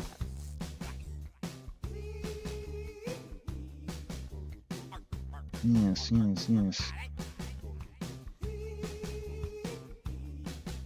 Or even Super Meat Boy, the guys who made that, Ed McMillan, before making that, he made tons of Flash games, and he actually made a smaller version of Super Meat Boy, which he just entitled Meat Boy, which he released on Newgrounds for free, which pretty much played the same, but I think like the mechanics were like a little bit less refined. So taking that concept and refining it even more. And then you gotta pay for it. Oh, here we are. Here's a song from SMT4. Perfect. But yeah, I think this is the song that plays when you fight the Minotaur for the very first time. And when this song plays, like, holy crap! Banger alert. Like, this is like one of the boss themes.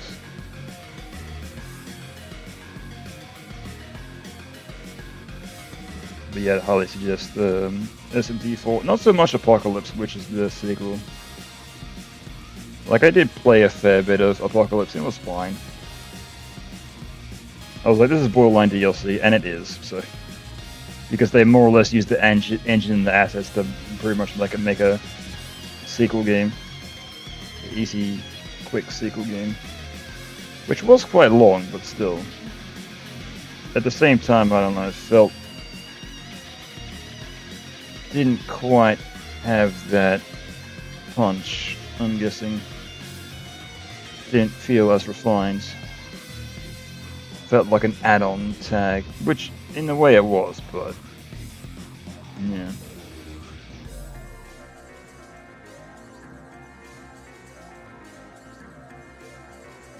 I don't know. It's like whenever you play an RTS game and you like make a base, but in the end you add on this base which makes the base like do an extra thing. Yeah, it's like that. Right. Similar concept. I don't know. I've been watching a playthrough of StarCraft recently, so RTS games have been on my mind.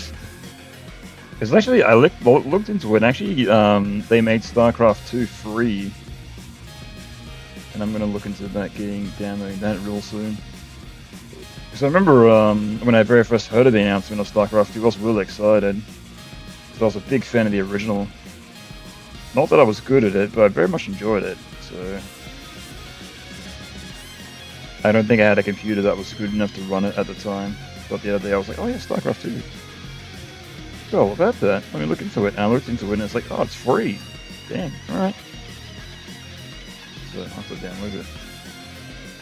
I might do that as soon as I'm done here. Yeah. So I remember, it must have been years ago, my old roommate, he was downloading StarCraft 2. And I'm like, oh, I didn't know you were into that kind of game. Okay, cool. But I remember our old connection, and it took days to download. It was horrendous. And I remember just like slowed the internet down to a crawl. We were slowly downloading StarCraft 2 over days and days. I just want to watch funny YouTube videos and I can't even do that. Too busy downloading StarCraft 2.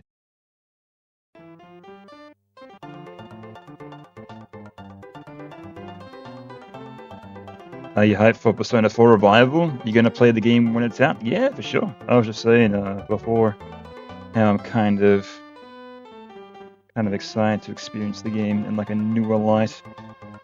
And also I want to do a stream when the game comes out to like check out the first few hours, so look forward to that. If you're on the fence yourself, hey, you can watch me play it, so.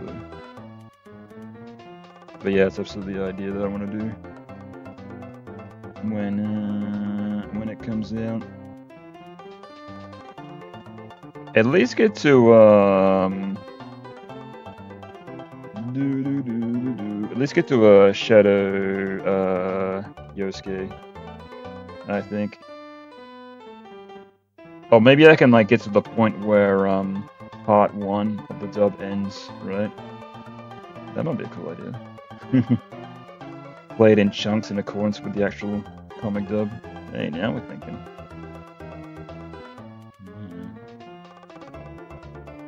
Smart idea.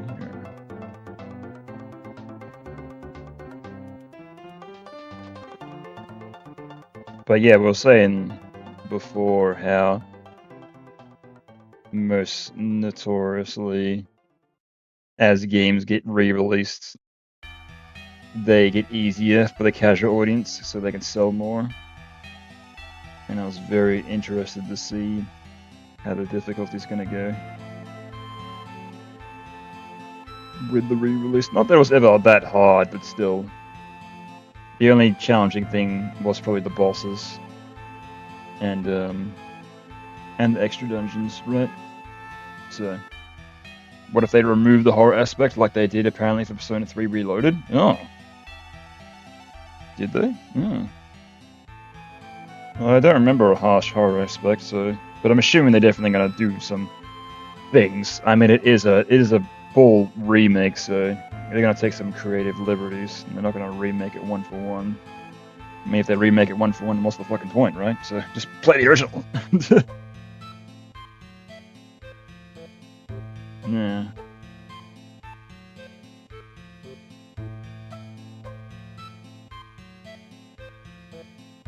But I've said, but like, you know, as if, you know, remake it from the ground up, it's more a reinterpretation.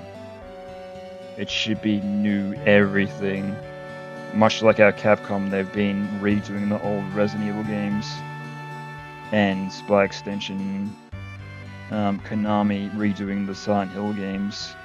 You know, you got new assets, new character models, new art team, new director, new voice actors. Yeah, I think the only thing that should return is composers and like music people that worked on the last game. Because obviously, like, music is like a big mainstay of games, so that makes perfect sense. But yeah, absolutely makes sense that they'd, you know, maybe change things for the better. I'm not sure if it's for the better, but maybe if there's something like, you know, they can do without this, or doesn't need to be in there, or because of course, you know, hardcore fans are gonna have a gripe because change equals bad. I don't like change, but that happens with everyone. As soon as something's changed, I don't like it. Bad. I don't like it. And that's like human nature, right? Also, what's your favorite Persona? Yours Izanagi, not because of Adachi, or Madagatsu Izanagi, not because of Adachi, but because you like because he's like a more cooler Izanagi, and I love his Pikaru version in Persona 5 R. Yeah, cool, nice. I think I've always just been a fan of Jack Frost. I guess that's a bit generic, but I don't know. His design is like very simple, very easy, so not a problem, right? And I remember he did like carry me a lot in my Persona 3 playthrough until I eventually fused him away. So, but I remember having him for like quite a while. So, and I think it was like somebody was saying that they enjoyed watching my Persona 3 playthrough because I was using personas that you wouldn't ordinarily see in a playthrough. So I was just like, hey man, this is what works for me. So there you go. But yeah, I don't think I'll end up playing through all of 4. Or maybe I will, but I'll take it very slow. Not week by week like I was with Persona 3, right? Because I reckon that was a bit much doing it every week.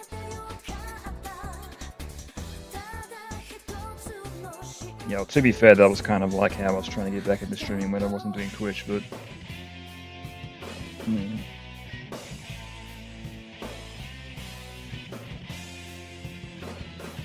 What's a 80-hour playthrough? How long could that take if I just do it like once a month for like 4 hours at a time? Didn't take that long, right? Right?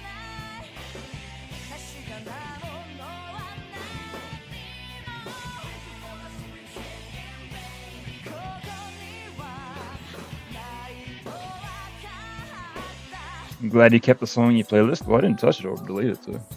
Until right now! Just kidding. Oh, God.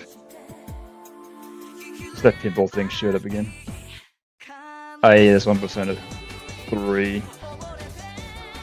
Oh, goodness. I was like, looked up, I was like, this one for like Kiss? That's terrifying. Like a pinball thing with Kiss with like the open mouth. Oh my god. Hang on, let me see if I can... Can I save this? No, I can't. Oh, I can't be bold to... Yeah, can't be bold to show that. It's not worth saving it and then showing it. It's fine. whatever. But yeah, the only actual time I'll actually get rid of songs or delete them is if I'm listening to them, I get sick of them. So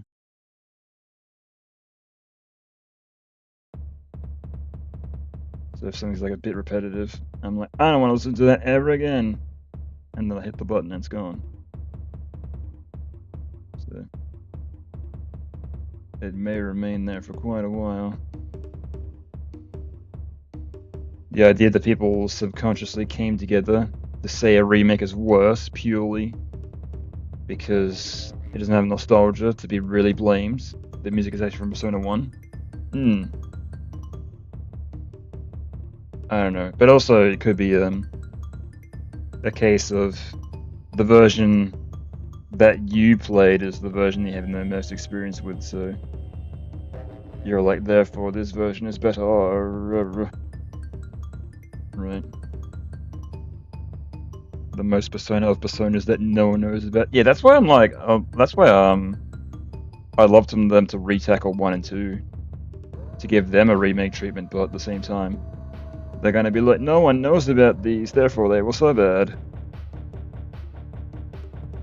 But that's why they need to be remade, right? Yeah, but if they did like a remake, 1+2 combo pack. Do it in like that 2.5 style that Square Enix is doing like a lot of their remakes in. Do it like that. It doesn't have to be like, you know, giant character models and whatever.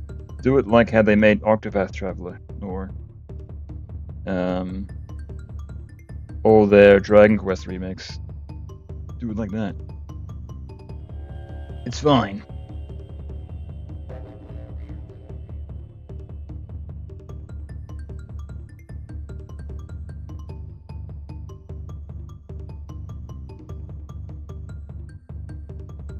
One and 2, and the lowest number is 3, right? Right? Yeah. Oh, to be fair, if they ended up remaking 1 and 2, I'd imagine they'd want to like change them to represent modern Persona art style, right? So, if anything, they'd get changed the most. They go back and be like, well, we want to make it look like the way that 3, 4, and 5 look, so...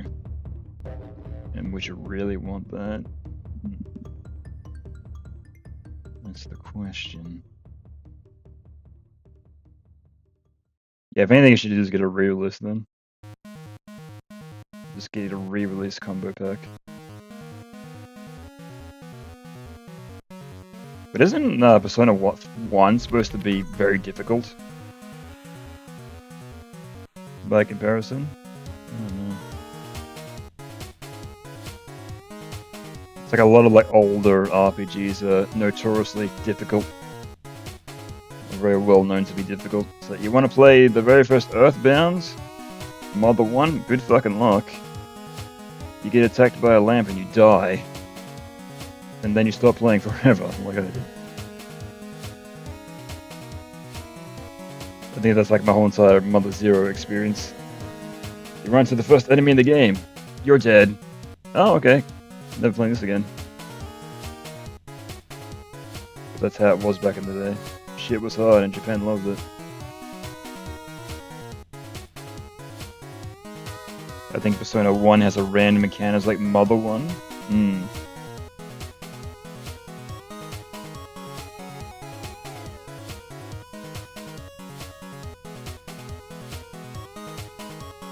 Yeah, I'm assuming they probably changed that later on. I think it was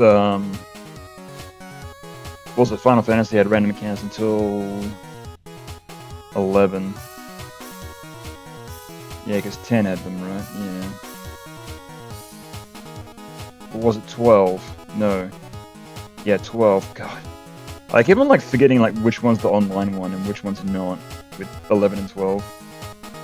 11 was the online one, right? Yeah, that's it. Oh, goodness. I always get them mixed up in my head. I chose to play Mother 2 instead, the deepest RPG ever played. I meant Earthbound, the one with Nest, yeah. Greatest RPG ever made. Period. Yeah, always. I could go back and play Earthbound anytime, and I have. I think I've beaten Earthbound like 3 times. And I think in like, even talking about face value that we were talking about before, like early judgments. Because I remember my roommate came in and like we were just watching me play it, and he's like, "What is this?" I was like, "It's Earthbound." He's like, "Nah, it looks dumb." Because he was just seeing like the battle menu, and just like the text go by with like nothing really happening. I'm guessing he just saw that as like, "Nah, it looks dumb." Right. And I'm like, but it's really good.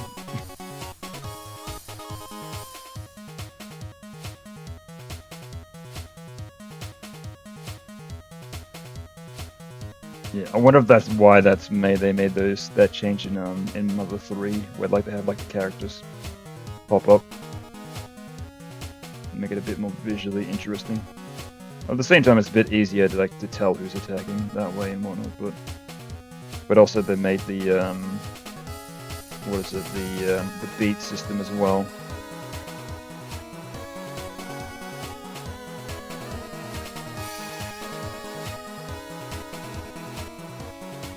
Which kept things interesting.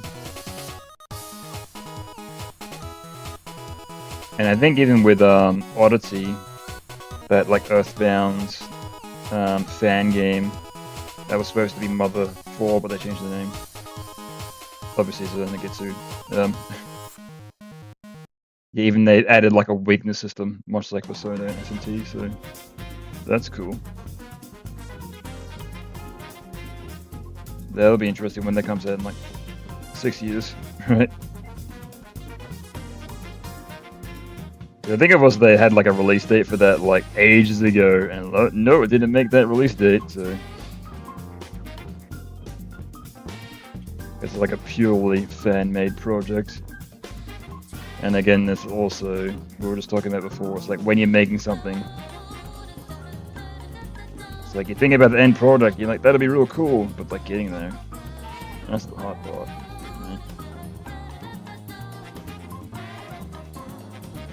Despite the game being one giant book, I got interested about how sad it was to see Ness randomly cry. I got homesick. Yeah, it was very interesting, those mechanics as well.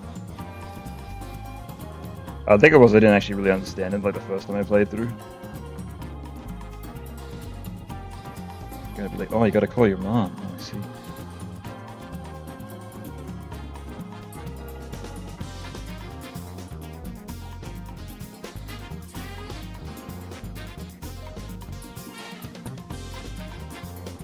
Yeah, it's also a very interesting speedrun to watch as well. I think I've watched that being run at Games Done Quicker a couple of times. And it is very interesting. Like, you more or less beat the whole entire game as like level 1 or even like level 2 until like near the end of the game, where you get like boost leveled. So you're trying to run away from like every encounter. So it becomes a very different game, where you're not trying to fight your way through everything, you're just trying to avoid everything.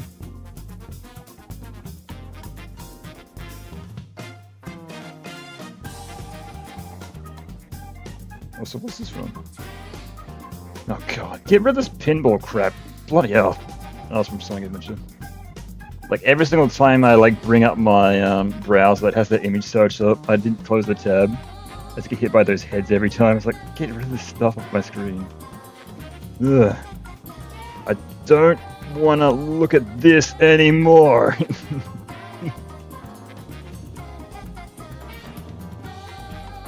So he actually plays the kid? Yeah, exactly.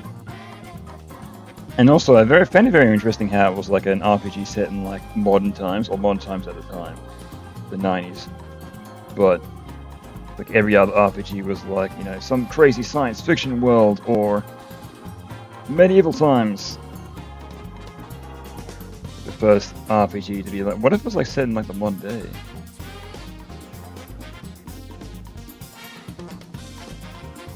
Like, very interesting.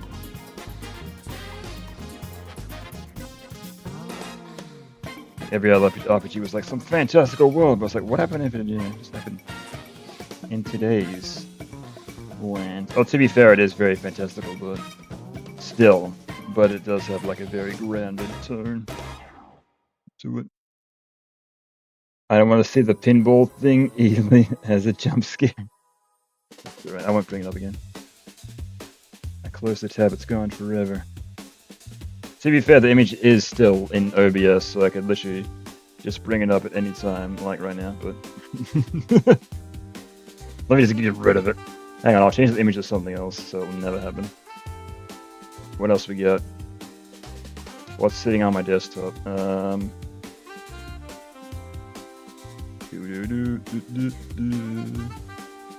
How about...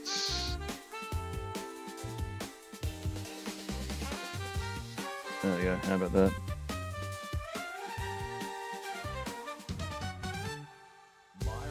There we go. Now you can just look at this. How about I just put this in like the corner somewhere. Yeah.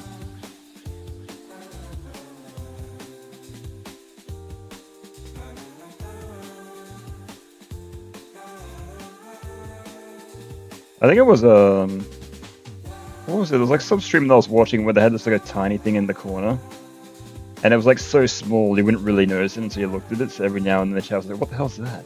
Right? I forget what it was though, but it was like so funny.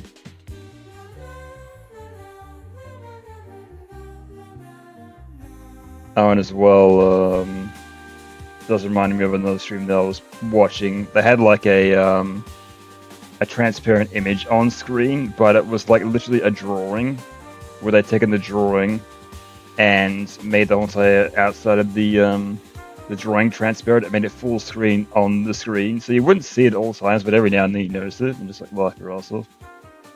Very funny.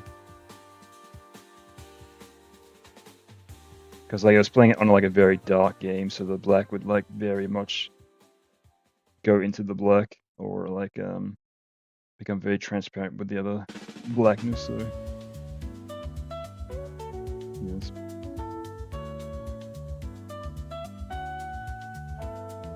There must be some folder of everything you pulled up on stream. Maybe somebody screenshotted every image I put on screen, which is like 3 things. So.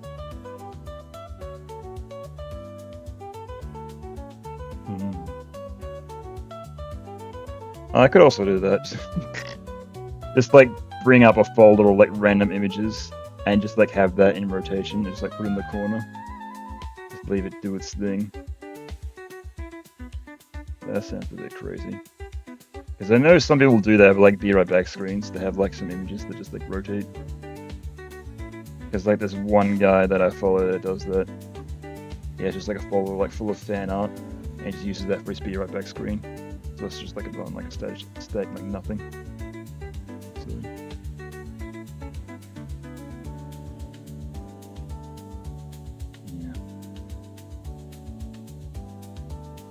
Yeah, speaking of, I wonder if I should make a Be Right Back screen at some point. Not that I really need to take breaks. I mean, there was like one stream where I tried to take a break like every hour on the hour, and it was nice, but it was more or less just me just sitting here for like 5 minutes and like not saying anything. Where I gave my hands a rest. Yeah. Didn't go anywhere or do anything, but...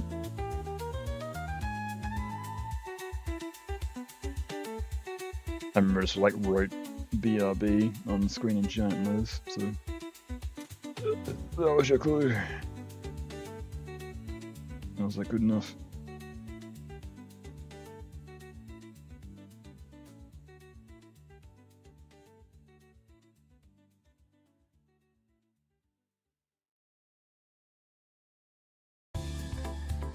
What's your opinion if Persona 4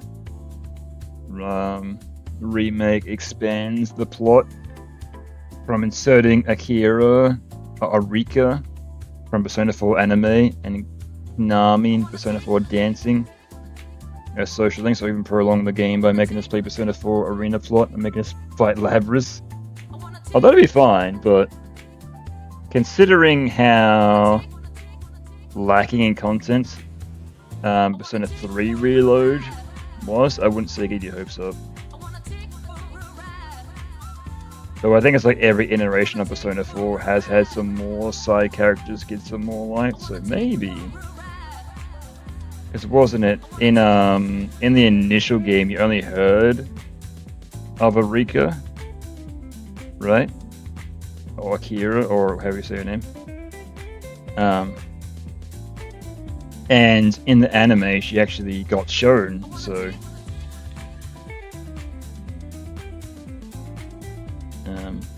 and I think she gets shown in the manga as well, I believe.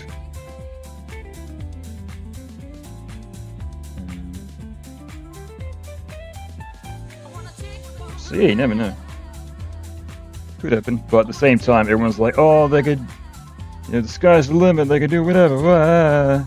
You can go to space. You can fly. I want to drive a golf cart on the moon." No, not to that degree, but that's like what a lot of people always do. Just like hoping for the best. But at the same time, some guys gotta make all this shit, right? You just can't snap your fingers and wish and it gets made. Something like that.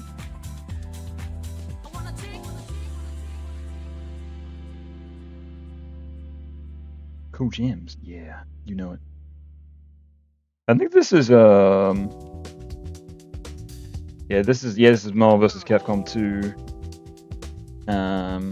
It's like a remix slash redoing like the whole entire soundtrack, done by Heavy Machine Gun. And it's very nice. Especially like a chill mix. So that's cool. And I remember there was one they did for Street Fighter 3. And there's a initial, there's like a redone version of like the intro theme song. I'm like, oh, this sounds really cool. I say, oh, it's AI though. Oh, never mind. I mean, it sounds really good, but it's like, oh, this isn't a real person. Never mind.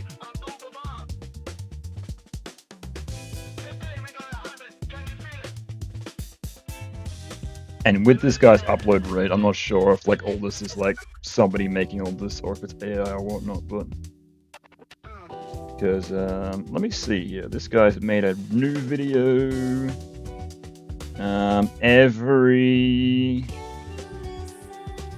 looks like every like week or like every second week, so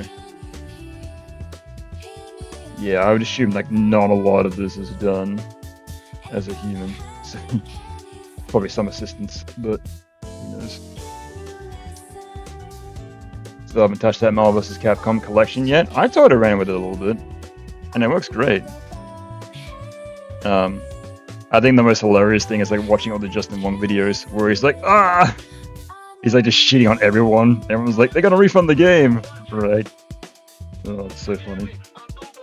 And he's like using like the worst like low tier teams, and they're using like Cable and like Storm, Sentinel.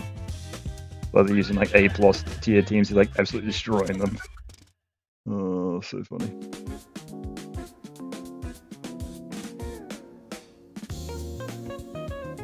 Very, very funny.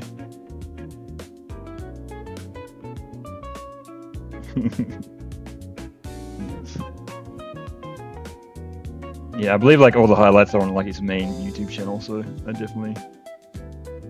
definitely suggest. But I don't know, that guy like, oh, it must be like branding, but I don't know. I'm not sure if it's like an ego thing, but like all his thumbnails always has like his face like as large as possible, and like it reuses like the same 4 images of his face over and over.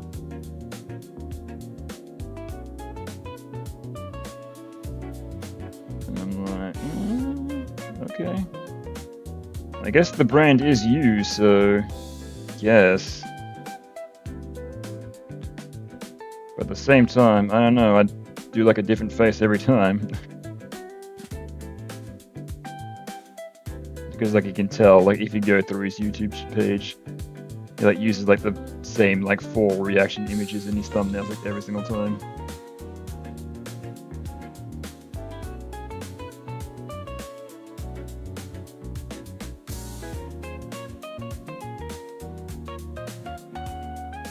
Which makes me ultra bizarre about the whole entire reaction culture, right? Because there's like, you know, something reaction, and you see the guy's face in the thumbnail being like, "Wah!" Right? But that's the reaction right there. You don't need to click the video. You can see his reaction. You've already seen how he reacted in the thumbnail. You don't need to go to the video. So, Never really understood that at all. But at the same time, I guess like you want to see how excited they get. They want to see, you know, see what they have to say. So I suppose, but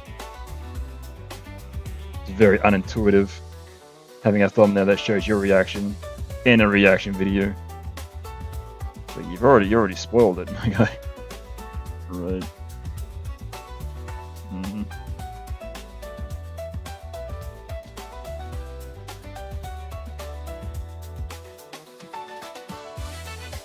Very interesting to think about. Well, then again, I guess like a lot of YouTube's audiences, kids, and they probably don't think too hard about that. So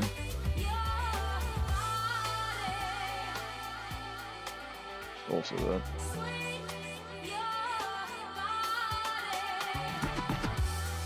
But yeah, I definitely think I have to get to play some older games with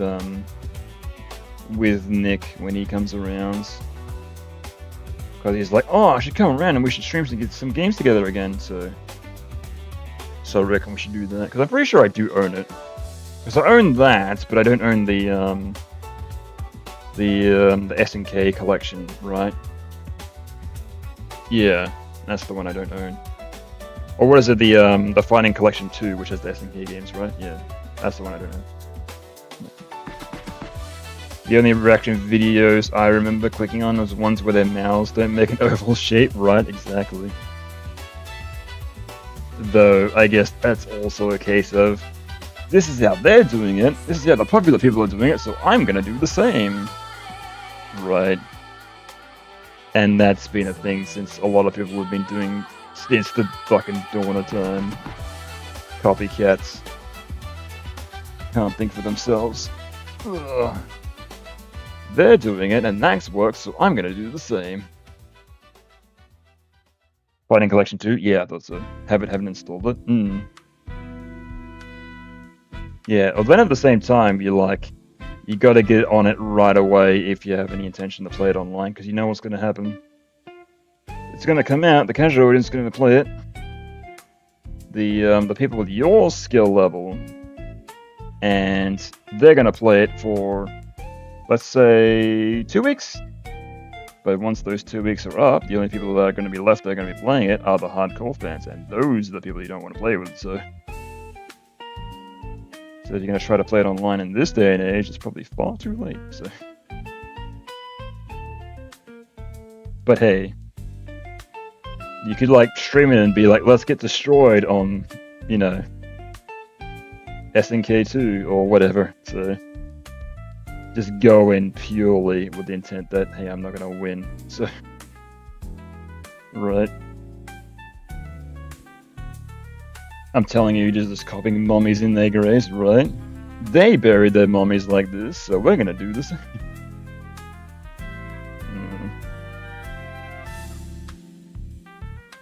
Yes.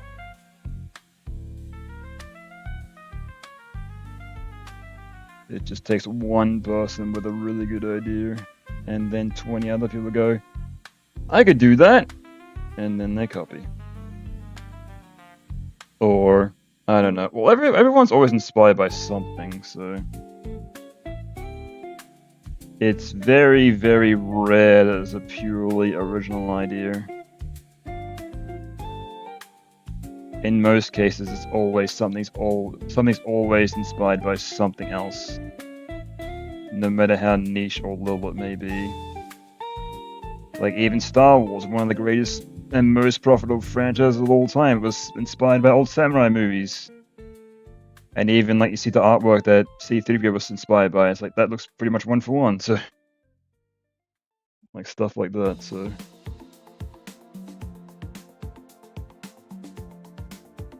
You have one last song in mind? Alright.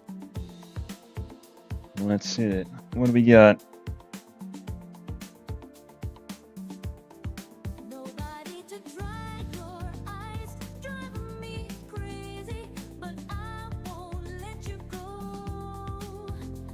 Yes. Or even Squid Game was probably inspired by, Battle Royale and Stranger Things was inspired by like old 80s sci-fi horror. So it's like, name anything that's popular, probably inspired by something else, right? It's like Terraria was inspired by Final Fantasy 6. Minecraft was originally supposed to be a remake of Grand Theft Auto Vice City. Like, the list goes on. So,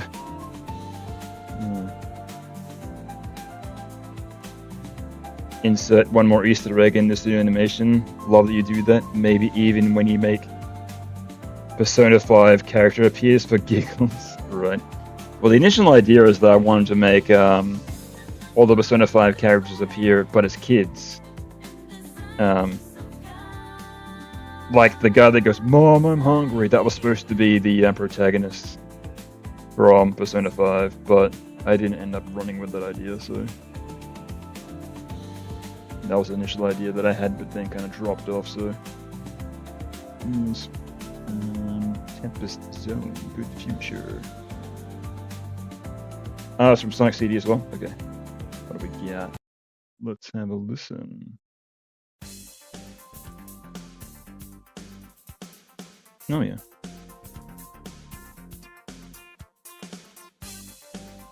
Bow.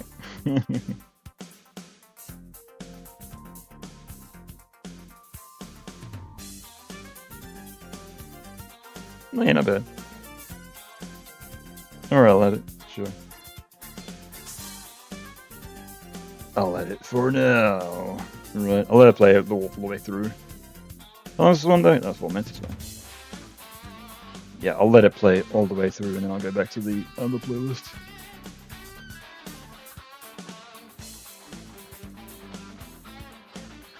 Interesting guitar. Well, this is probably like having CD technology. They're probably able to actually record real instruments and have them play at like their full quality, right? Because I remember most notably Michael Jackson worked on Sonic 3, but he didn't want to be credited because he's like, the sound chip sounds like shit, right? So maybe this was the answer. To be like, we can make our soundtrack sound as good as it needs to be because of CD quality. Right.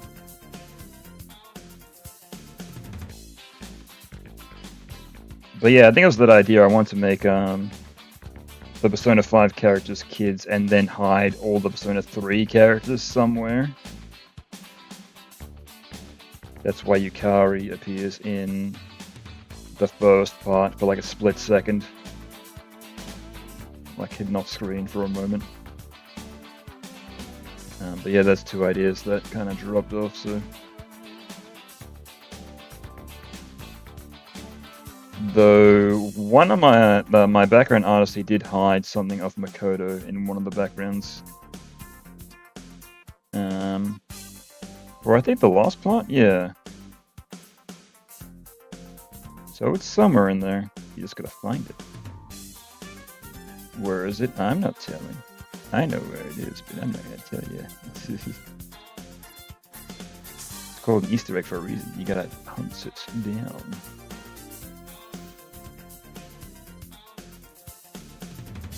Yeah, though I think that was initially like I wanted to like hide stuff in my cartoons, but with part 1, I made a lot of stuff way too obvious. Because my initial inspiration was the way that Pixar, they hide a lot of their Easter eggs in plain sight in a lot of their movies, and you don't notice until repeat viewings. But I made mine way too obvious. So there is a lot of stuff hidden in part 2 and part 3 that people haven't found yet, so it's there.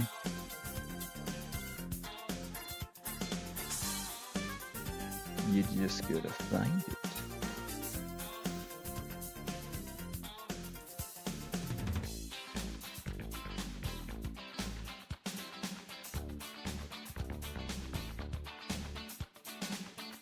Yeah, I remember I did give advice to my background artist. I'm like, you can hide whatever you want in there, just make it subtle. Right.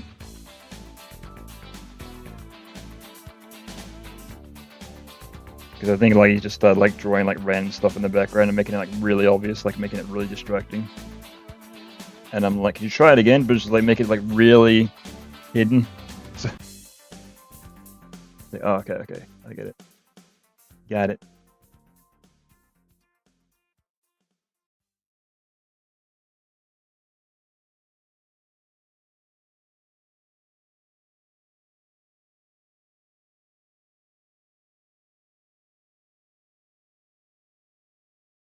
Things like noticing Easter eggs or copied ideas are kind of like what you said about people stealing other ideas.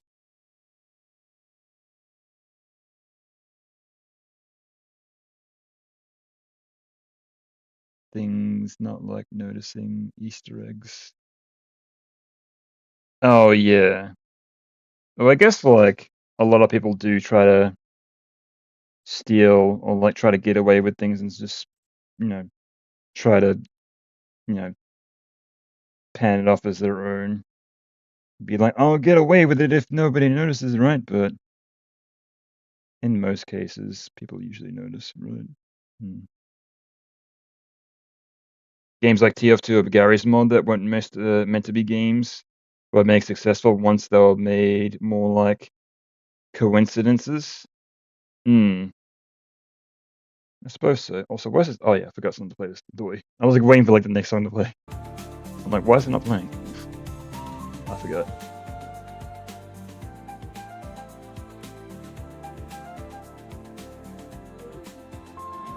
Yeah, I guess like Garry's Mod was like more of a like even Source Filmmaker became like a very widely used thing. But I guess it was more or less just them giving the tools that they already had to the public, right? You know, you make whatever you want, go nuts, go wild.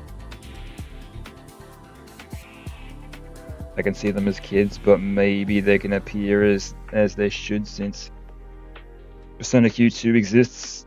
I think the comment section would be full of this between Persona 4 the Persona Q2 animation. Right, yeah, I guess that also. Well, I didn't have that idea before Persona Q2 became a thing. But they all are, you know, the same age. In Q2, right? Though, like, canonically, I guess they all do happen in order, right? Because you do go to the high school of Persona 3 in Persona 4, and like all the events of Persona 3 have already happened, so well, to be fair, there might be like a year apart, but I'm assuming like every game canonically happens after one after the other, so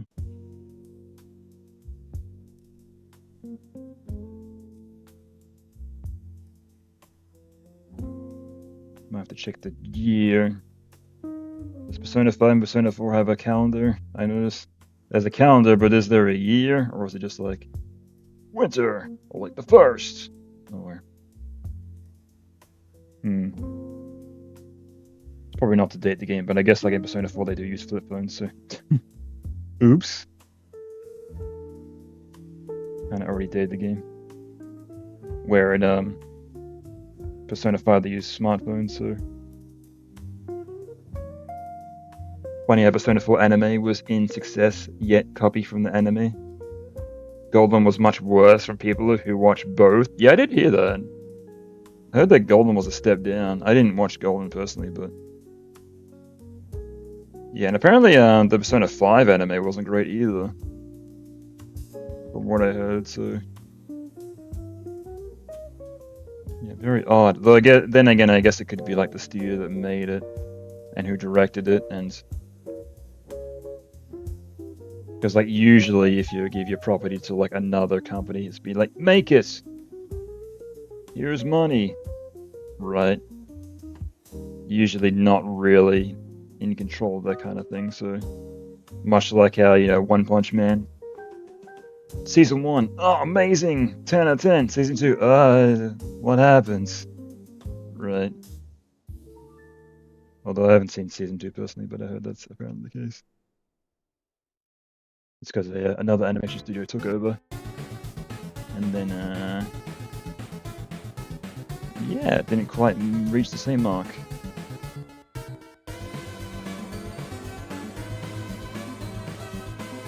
Yeah, it could be also a case of like, you know, something was happening and then maybe they're working on something and then they reached out to another studio on top of that to help and then the other studio didn't quite get the pass, so it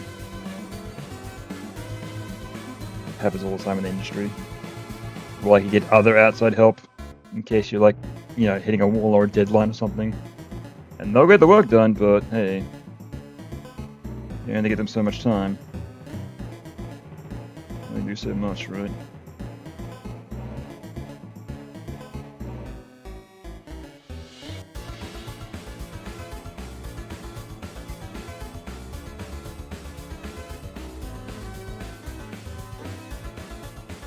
I think it was, I did see an image recently. It was of like some guy at like a DJ booth, and there was a guy that came out to the booth and they put like a sheet of paper on the wall or on the glass mirror in front of him that said Undertale Asgore, and he's like, what the fuck is this request? Being a DJ sucks, I hate this. Right. Because obviously he had no idea what the hell it was.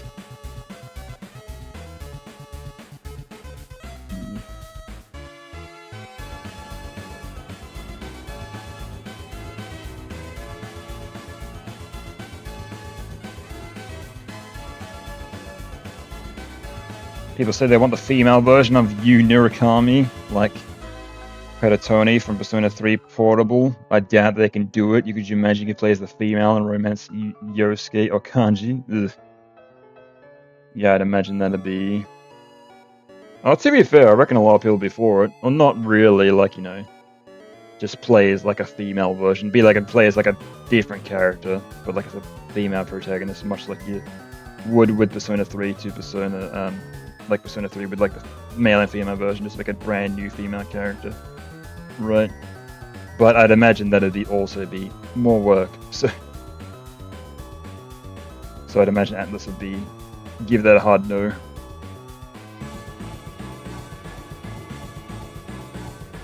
Considering they made the Persona 3 remake bare bones as they could. I'd assume they'd be like, nah.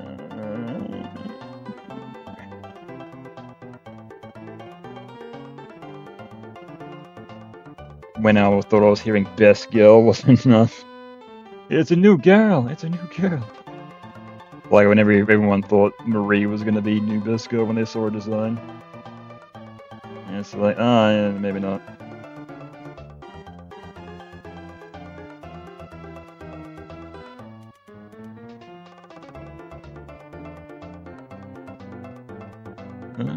Okay, only a few more frames to go. And then we'll have one full, complete movement. Oh my god. Not be. Oh, this is what happens. Like, this is like the thing that takes like the longest time. And whenever you do quick, sharp movements like this, no problem. Easy peasy. But then when you do slower movements, that's the shit that takes forever. And you go insane. Right, so... when it's nice and quick, easy peasy, but when it slows down, then it's kind of, That's why, like, if you really notice, if you see, like, a lot of YouTubers that, like, release animations on the regular, if you really look at the animation, you can see it's, like, very, very quick. Not a lot of in-betweens, a lot of keyframes. And I've seen channels that purely release shit as animatics. It's like, blah blah blah blah blah, animatic. Like, cool, when's the full release gonna be released? And it never gets done. It's gonna stay as the animatic forever. Like, half tempted to take that and, like, animate it. Be like, you did half the work for me. Right.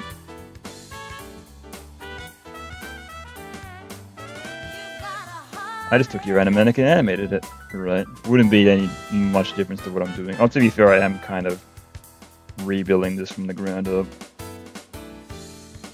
Taking the comic as if it was a storyboard and then going from there. Right.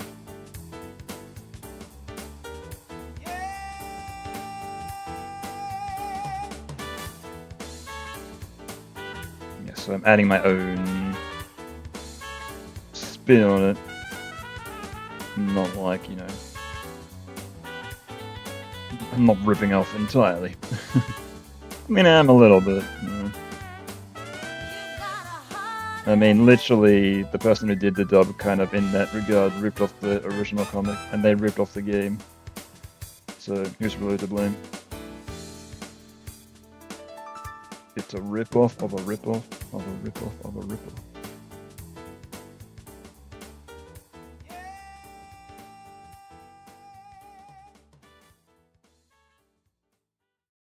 And in the future, somebody's going to take my animation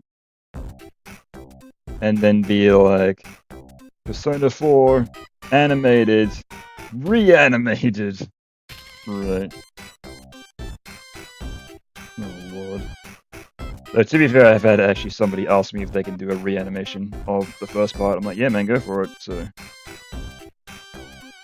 though I haven't seen anything come of that, so I'm guessing it's probably abandoned. As a lot of these reanimated projects happen to do. Because you're like, cool, let's get started! And then everyone signs up. And then suddenly everyone's like, oh no, I'm gonna bounce on this. Or they never get back to you. Or they get back to you, but too quick, and the work of their quality, the quality of their work isn't too great. Because I did try a reanimated project a while back. And man, it was too much work. I was like, no, I don't have time for this shit. I'm busy doing my own crap. Yikes. The female will be different to the character, just how Makoto and Katatone is a different person. I wonder who would replace Margaret as Velvet Room Assistant. Oh yeah, true, have to make a brand new one of them, right? Unless I just reuse her, just be like, whatever. Hey man, we only did this female thing once. Doesn't have to be consistent. Or just make it another animal. Because why not? Make it, a goldfish. Sure. Hey man, there's a talking bear. You go inside a TV and then fight things. Just saying this is weird. Let's see how weird we can go.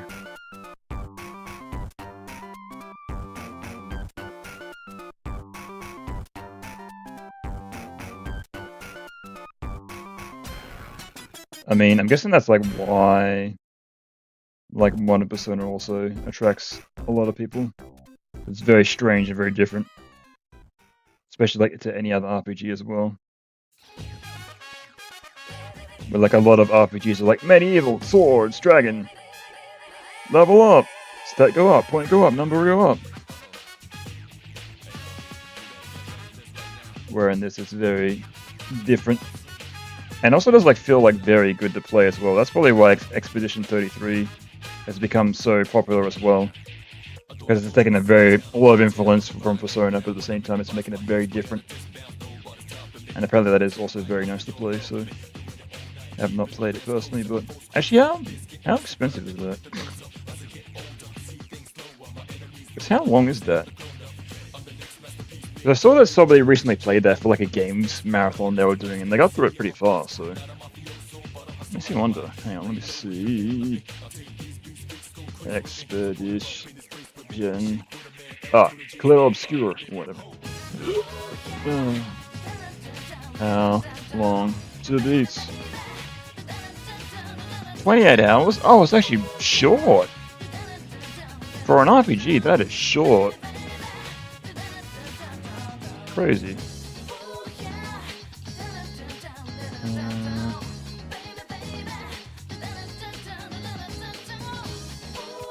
How expensive is it? Oh, it's like full price. Never mind. Maybe when it goes on sale.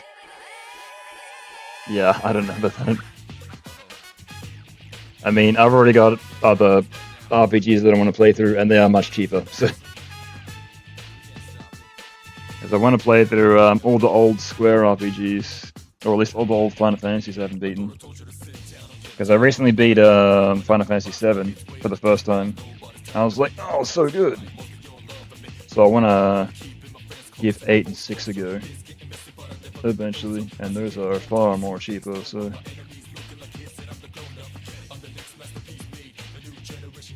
yes.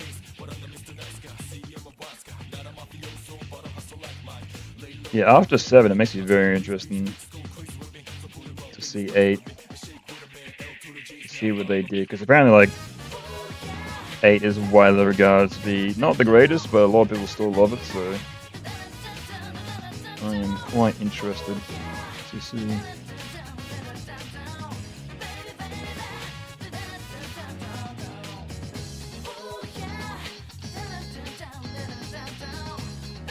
How do you know what order to play Final Fantasy games in? Well, it's not that, it's just playing the ones I haven't beaten, but... oh, if you know, in general... I guess like you just tackle the ones that are good. Like, you don't play anything pre-6 unless you really want to, because those are... Well, like, 6 was the first one that was released outside Japan, so if that gives you any inclination. But that's also regarded as like one of the best, but at the same time it is like a Super Nintendo game, so a lot of text reading. Oh, to be fair, it was text until 10, right? So, but yeah, the good ones are, yes, 6, 7, 8, 9, 10, 12, and 15. Because 11 and 14 are online games, and 13 and 16 apparently aren't that great. So, like 16 has some really cool moments I've seen, but at the same time, apparently it's not the best. So, but yeah, a lot of them they do have their own individual like eras and like themes. So you can like them for a lot of different reasons.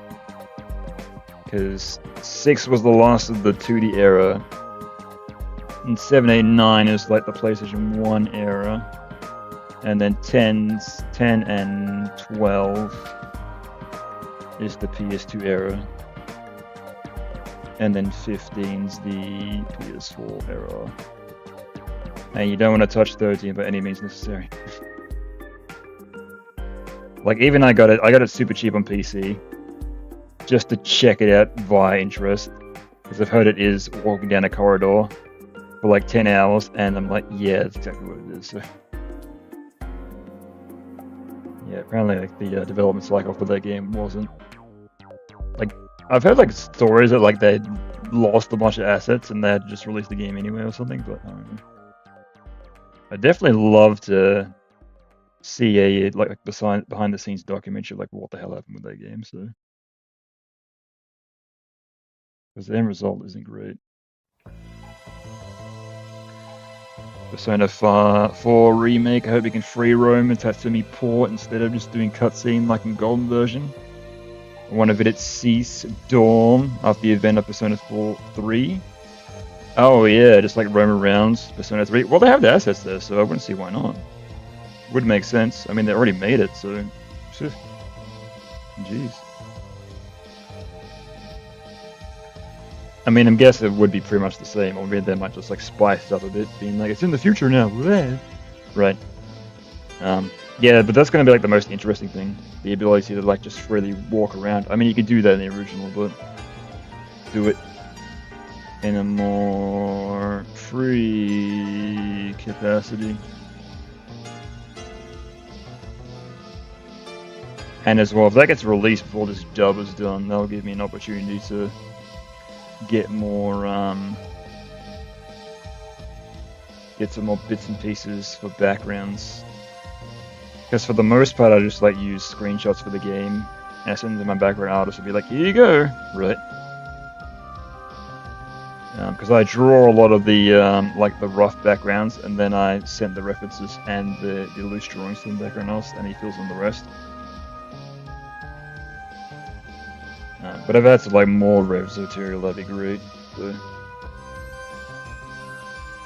Because even there's been a couple of times where I've had to consult anime, where it's like, this angle does not exist in the initial game, so I had to consult anime for references.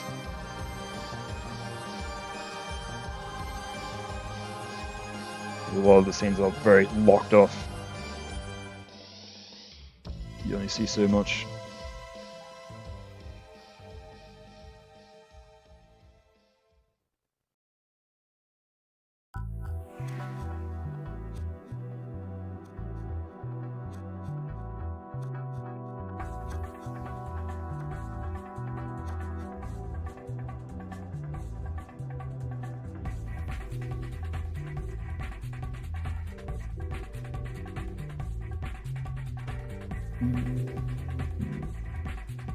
What phrase you got to go 3? Yeah.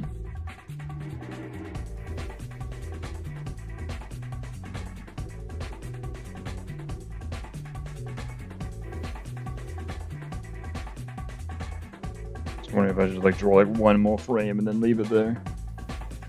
This hand's getting a bit sore. Don't want to push it too much.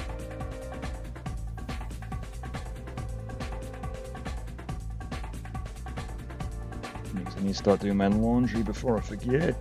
Right. Because I think there was one weekend where I didn't remember to do my laundry until like the last day of my weekend, and I was like, ah, crap.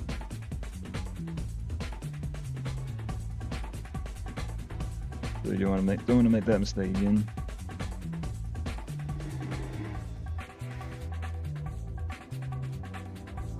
Yeah, because my job's at least lenient that you can like wear whatever you want, or to a limit, but because they have their own coats on site that you put on. But they don't really care about pants. You can like wear whatever pants you want, but I do have like specific pants that I bought for wearing to work. So if anything, I want to wear them.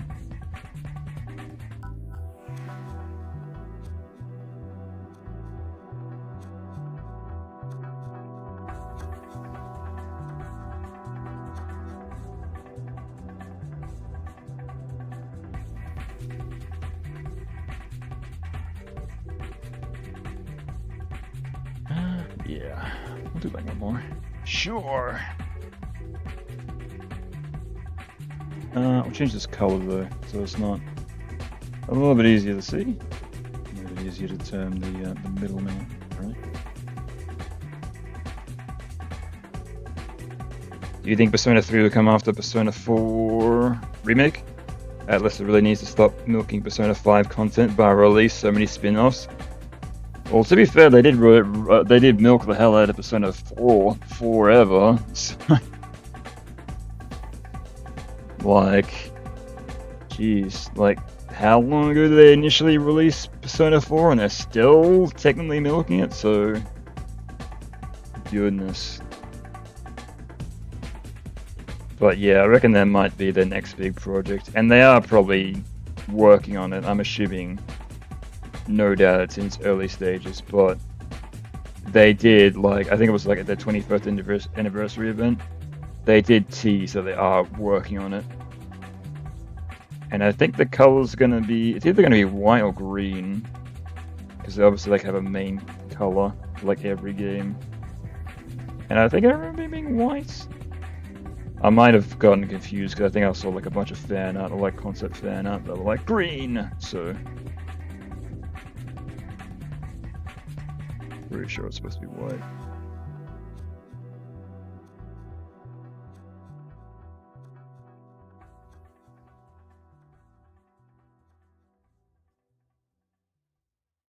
Yeah, though, like anything they've teased could change. Because if anybody remembers that initial Persona 5 teaser that they did like way back in the day, like the very first one, where they had all those chairs sitting there, like those 5 chairs sitting there, and like the shackles.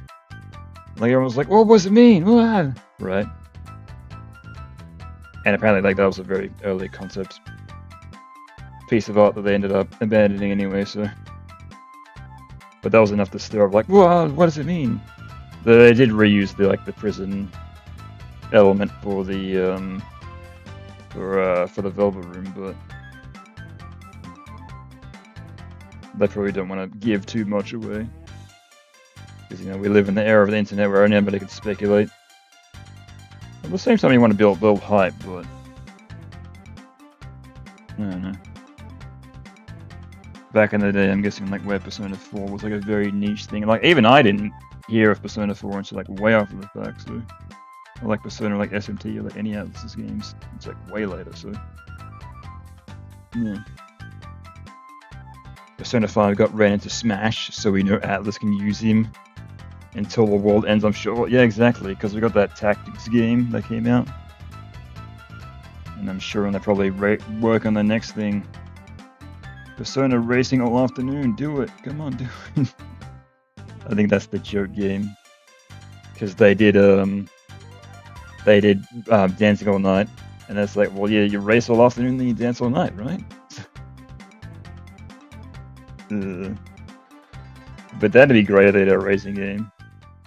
That'd be very cool. And a lot of people are still making racing games, even if they know they're not going to do the numbers of Mario Kart. I mean, there's a Garfield racing game coming out soon, so hell, why not? There's like a Smurfs racing game that recently came out. What if they tease Persona 6 and it stays in school? That stays in development long enough to have fans that finish school and kids twice the players? Yeah, exactly.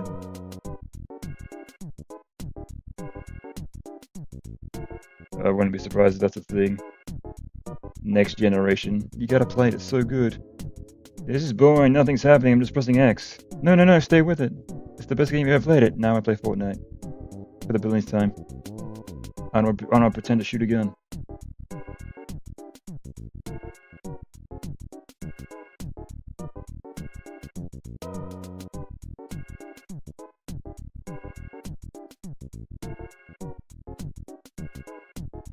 Yeah, I don't know. Everyone has like their own individual preferences, I guess. Well, then I guess like Persona probably got a lot of players, a lot of people into RPGs as well. Because even like some people I've seen reacting to my video, they are not people that I would have expected to be into these kind of games. So very interesting.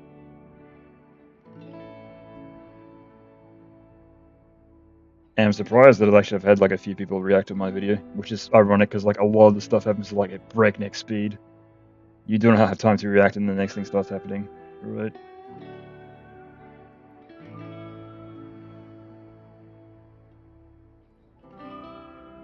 Though it might be because it has like a couple of million views, so it might be that. This video is popular. I need to react to it, so therefore I will get said views. And again, I guess that's also we were talking about, you know. Well, not necessarily, but you know, doing what a lot of people are doing, so.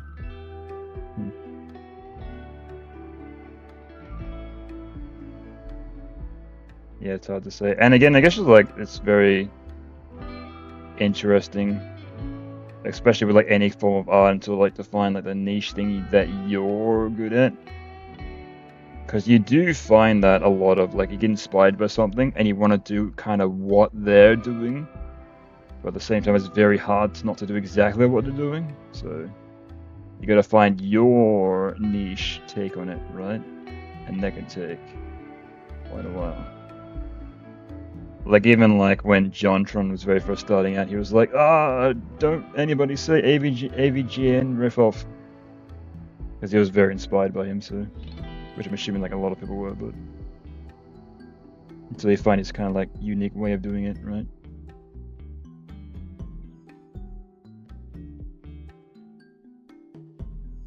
They'll have fans disown their children if they're not getting Maruyuki to rank 10. Maybe even before they get to Persona 6, before GTA 6 come out. Oh goodness. Undertale again. Yeah, wasn't that the idea behind was it at least Deltarune to release it in chapters so you get more of the game frequently? And like every chapter is like taking years to come out, right?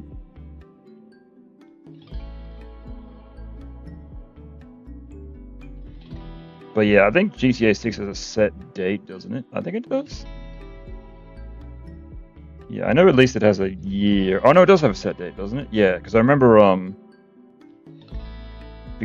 they initially were like, it's gonna release 2025. So like every developer was like, we don't know when the hell to make our release date because we're also releasing in 2025 and we don't want to be in the GTA 6 hit zone, right?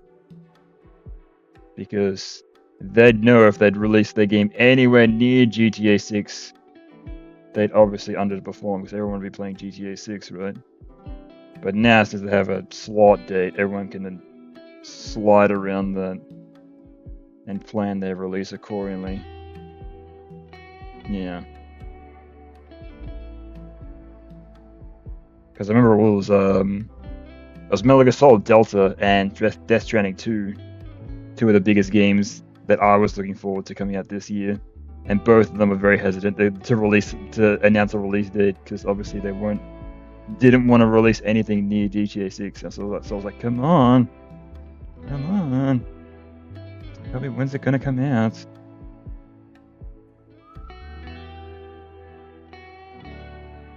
And then they moved, so they're like, okay, it's coming out this time. Yeah, which is fine. I mean, how long ago did GTA 5 come out? Friggin' Xbox 360 era, so like literally 2 generations ago, so... I mean, fans have been waiting this long for another one. Sure, they can wait another year, it's fine. Right? And I think if anything, you want to eliminate crunch as much as you can. So giving yourself another year, even if the game's pretty much done, another year to like bug test and whatnot. So yeah, 2012, yeah, exactly. So yeah, quite a while. Like what? Yeah, almost 10 years, more than 10 years ago. Goodness gracious. But to be fair, they did also make Red Dead 2 in that time, so it's not like they haven't been doing anything. Right. But Rockstar's still working online because I hope it's not delays again. Yeah, that's ultra bizarre. How I'm surprised they never did any extra campaign content. That was probably because online was doing so well. So I probably like, yeah, no, forget it. Like I remember I had a friend that used to play that every day. I remember I used to play it a lot, but I remember I just used to do races. Like I didn't care about like the shooting or anything else. I just wanted to race. But yeah, I remember I had a friend that used to play it every day, and he spent like real money on cars and like all this other crap. So yeah, I wouldn't be surprised if there's people borderline, you know, putting their allowance or their paycheck into the game. I think it was like that guy that was like,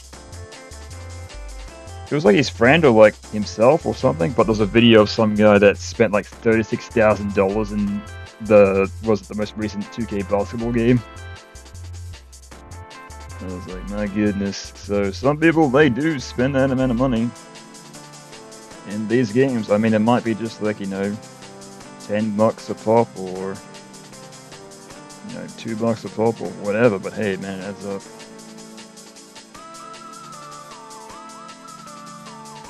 There's a mini campaign where Franklin grows a beard in a whole bank? Really? Never heard about that. So then again, I guess it may have been overshadowed by all the online content, right? Even like I remember the big thing was going to be like, oh, they're going to add heists, it's going to be great. And then it wasn't that great.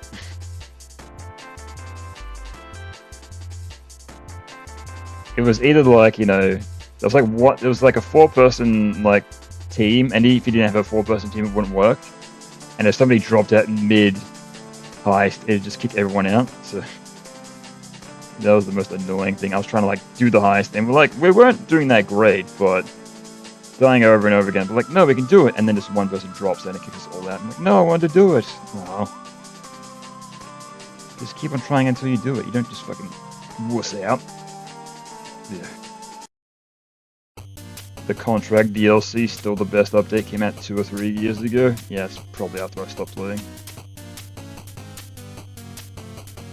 Yeah, because all I did was racing.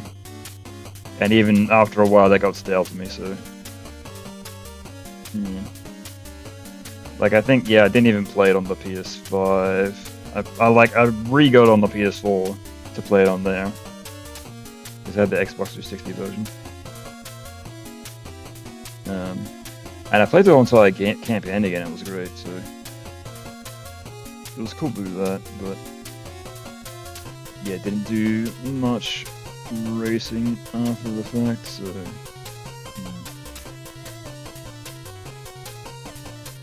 Dr. Dre appearance and music is like a chair on top. Ooh, that's cool.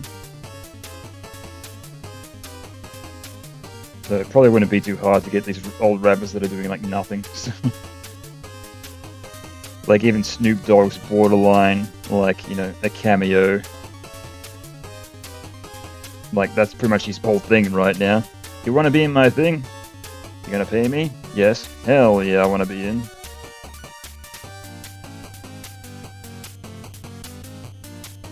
Like I think Snoop Dogg's still releasing new music, but like obviously nobody cares. You want your old stuff. Because wasn't he performed at the Game Awards and then like halfway through his new song he just like went and like one of his old songs. He's like, yeah, he knows what the people want.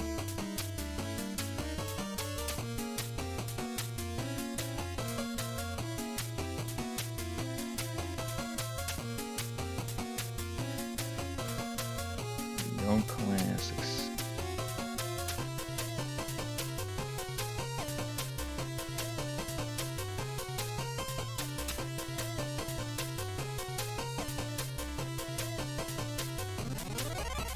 Yeah, it wasn't also they were trying to get some sort of system up and running so anybody under 18 couldn't play out the online mode.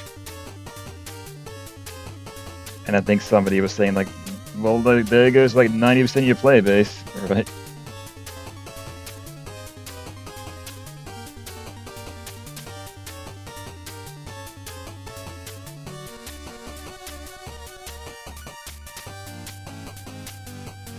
Though it doesn't stop anybody, like, stopping a father from just like giving the controller to his kid, right? So it won't stop him. Or like kids like finding a way in. I'm 18, I am. Wink. Right. And you're gonna prove it otherwise. Just set your birthday to 1984 and call it a day, or whatever.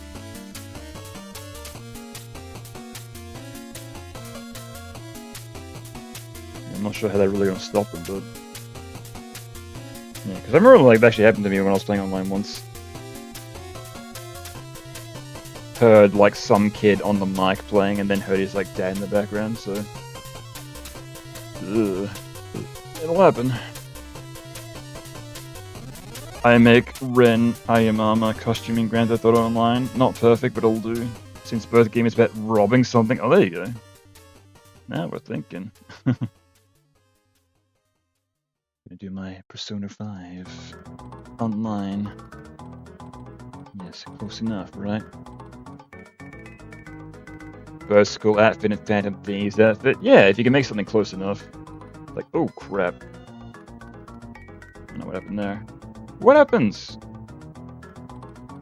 Oh, weird. It just like zoomed in 500% somehow.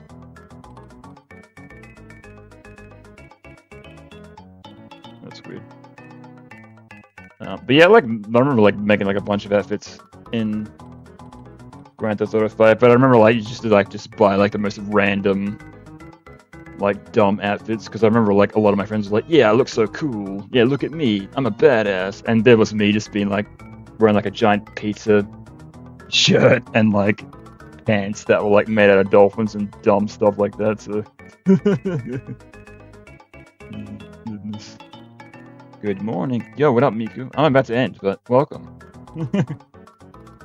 Actually, I should play like the scene in full to show you what I've got before it ends, but yeah, I'll do that. Since you've been waiting around, yeah. It reminds me of how people complain about the Five Nights at Freddy's movie being too modern and a thriller, yet the horror game is the most popular from kids watching it, right? And again, I guess like, well, at the same time they want to cater to the fans, but at the same time they want to bring in a new audience, right? So, it's hard to thread that fine line, right? Okay, let's play it. Hold up, let's pause this. Shut up. Let's play it. Hey, I'm making coffee. How do you take yours? Black? Don't try to sound tough, you sissy. Cream? Oh, coming right up, madam. Cream and sugar? What are you, Nanako? Daddy, I want it black. Surprise me. Sick. All right. Anybody here? Yeah, there's people here. Just that you're like on the bottom. But there's Kieran and Leon's here. I don't know. There's the delay in typing. Thanks. Keyboard. Leon. I mean, I can respond right away since I'm voice, but hey, you know, YouTube has a severe delay, especially with live streams. Yeah, 3. I think it's like 3 active. Hang on, let me see if there's anybody watching. That's like, is anybody lurking? You're about to get exposed. Get out now. Uh-oh. YouTube has a severe delay, especially with live streams. Yeah, 3. I think it's like 3 active. Hang on, let me see if there's anybody watching. Oh, it's like 4. I see somebody else. Okay, sure. Well, that'll do it for yeah. Yeah. So I should be back next weekend with more drawing. Yeah, we're slowly making progress. Week by week until this gets finished. So yes. It's 5 o'clock where I am. I'm assuming at the PM, but I don't know. Could be AM. What if let's do a crossover with JoJo's Bizarre Adventure and Adachi will kill a queen? I'm sure the sale will be off the roof. Or if anything, they make a JoJo's game, because like all the assets would be there, right? Much like how the Yakuza guys, they made the Fist of the North Star game, right? That could be a thing. But then again, I guess they have to make the assets of the character models and this and that. But hey, it could be a thing. I can see them doing it. So not necessarily a crossover, but I can see them making like a, like a JoJo's game. Oh yeah. Then again, I guess I think Namco owns the rights to all like the JoJo's licensed games, right? Is it in let me see here. JoJo's Bizarre Adventure games. Okay, so what do we got? Here. Eyes of Heaven. Yu-Gi-Oh's Bizarre Adventure. Oh, it's a PS2 game. Oh, yeah, because the 2 most recent ones are, yeah, All-Star Bell and Eyes of Heaven. Right, so Namco. Yeah, I'm pretty sure Namco owns the rights, so I wouldn't hold your breath. Guess you wasn't rewatch the stream. Yeah, exactly. I'm about to end it, so you can rewatch it from the start. Yeah.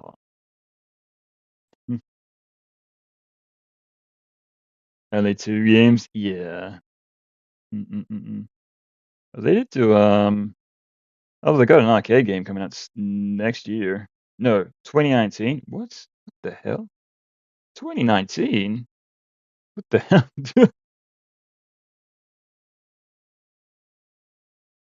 Oh no, 2019. Sorry, I got my years mixed up. Bloody hell. I was thinking 2029. I was like, it's coming out in like 4 years? What the?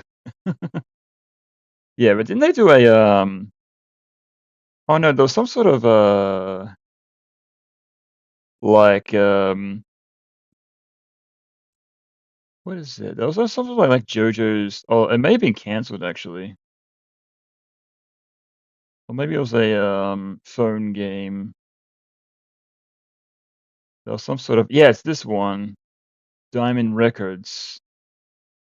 Yeah, it's like a drop-in game where you drop in and then you it's like a PUBG type game, right? I think. I remember I did see gameplay of that.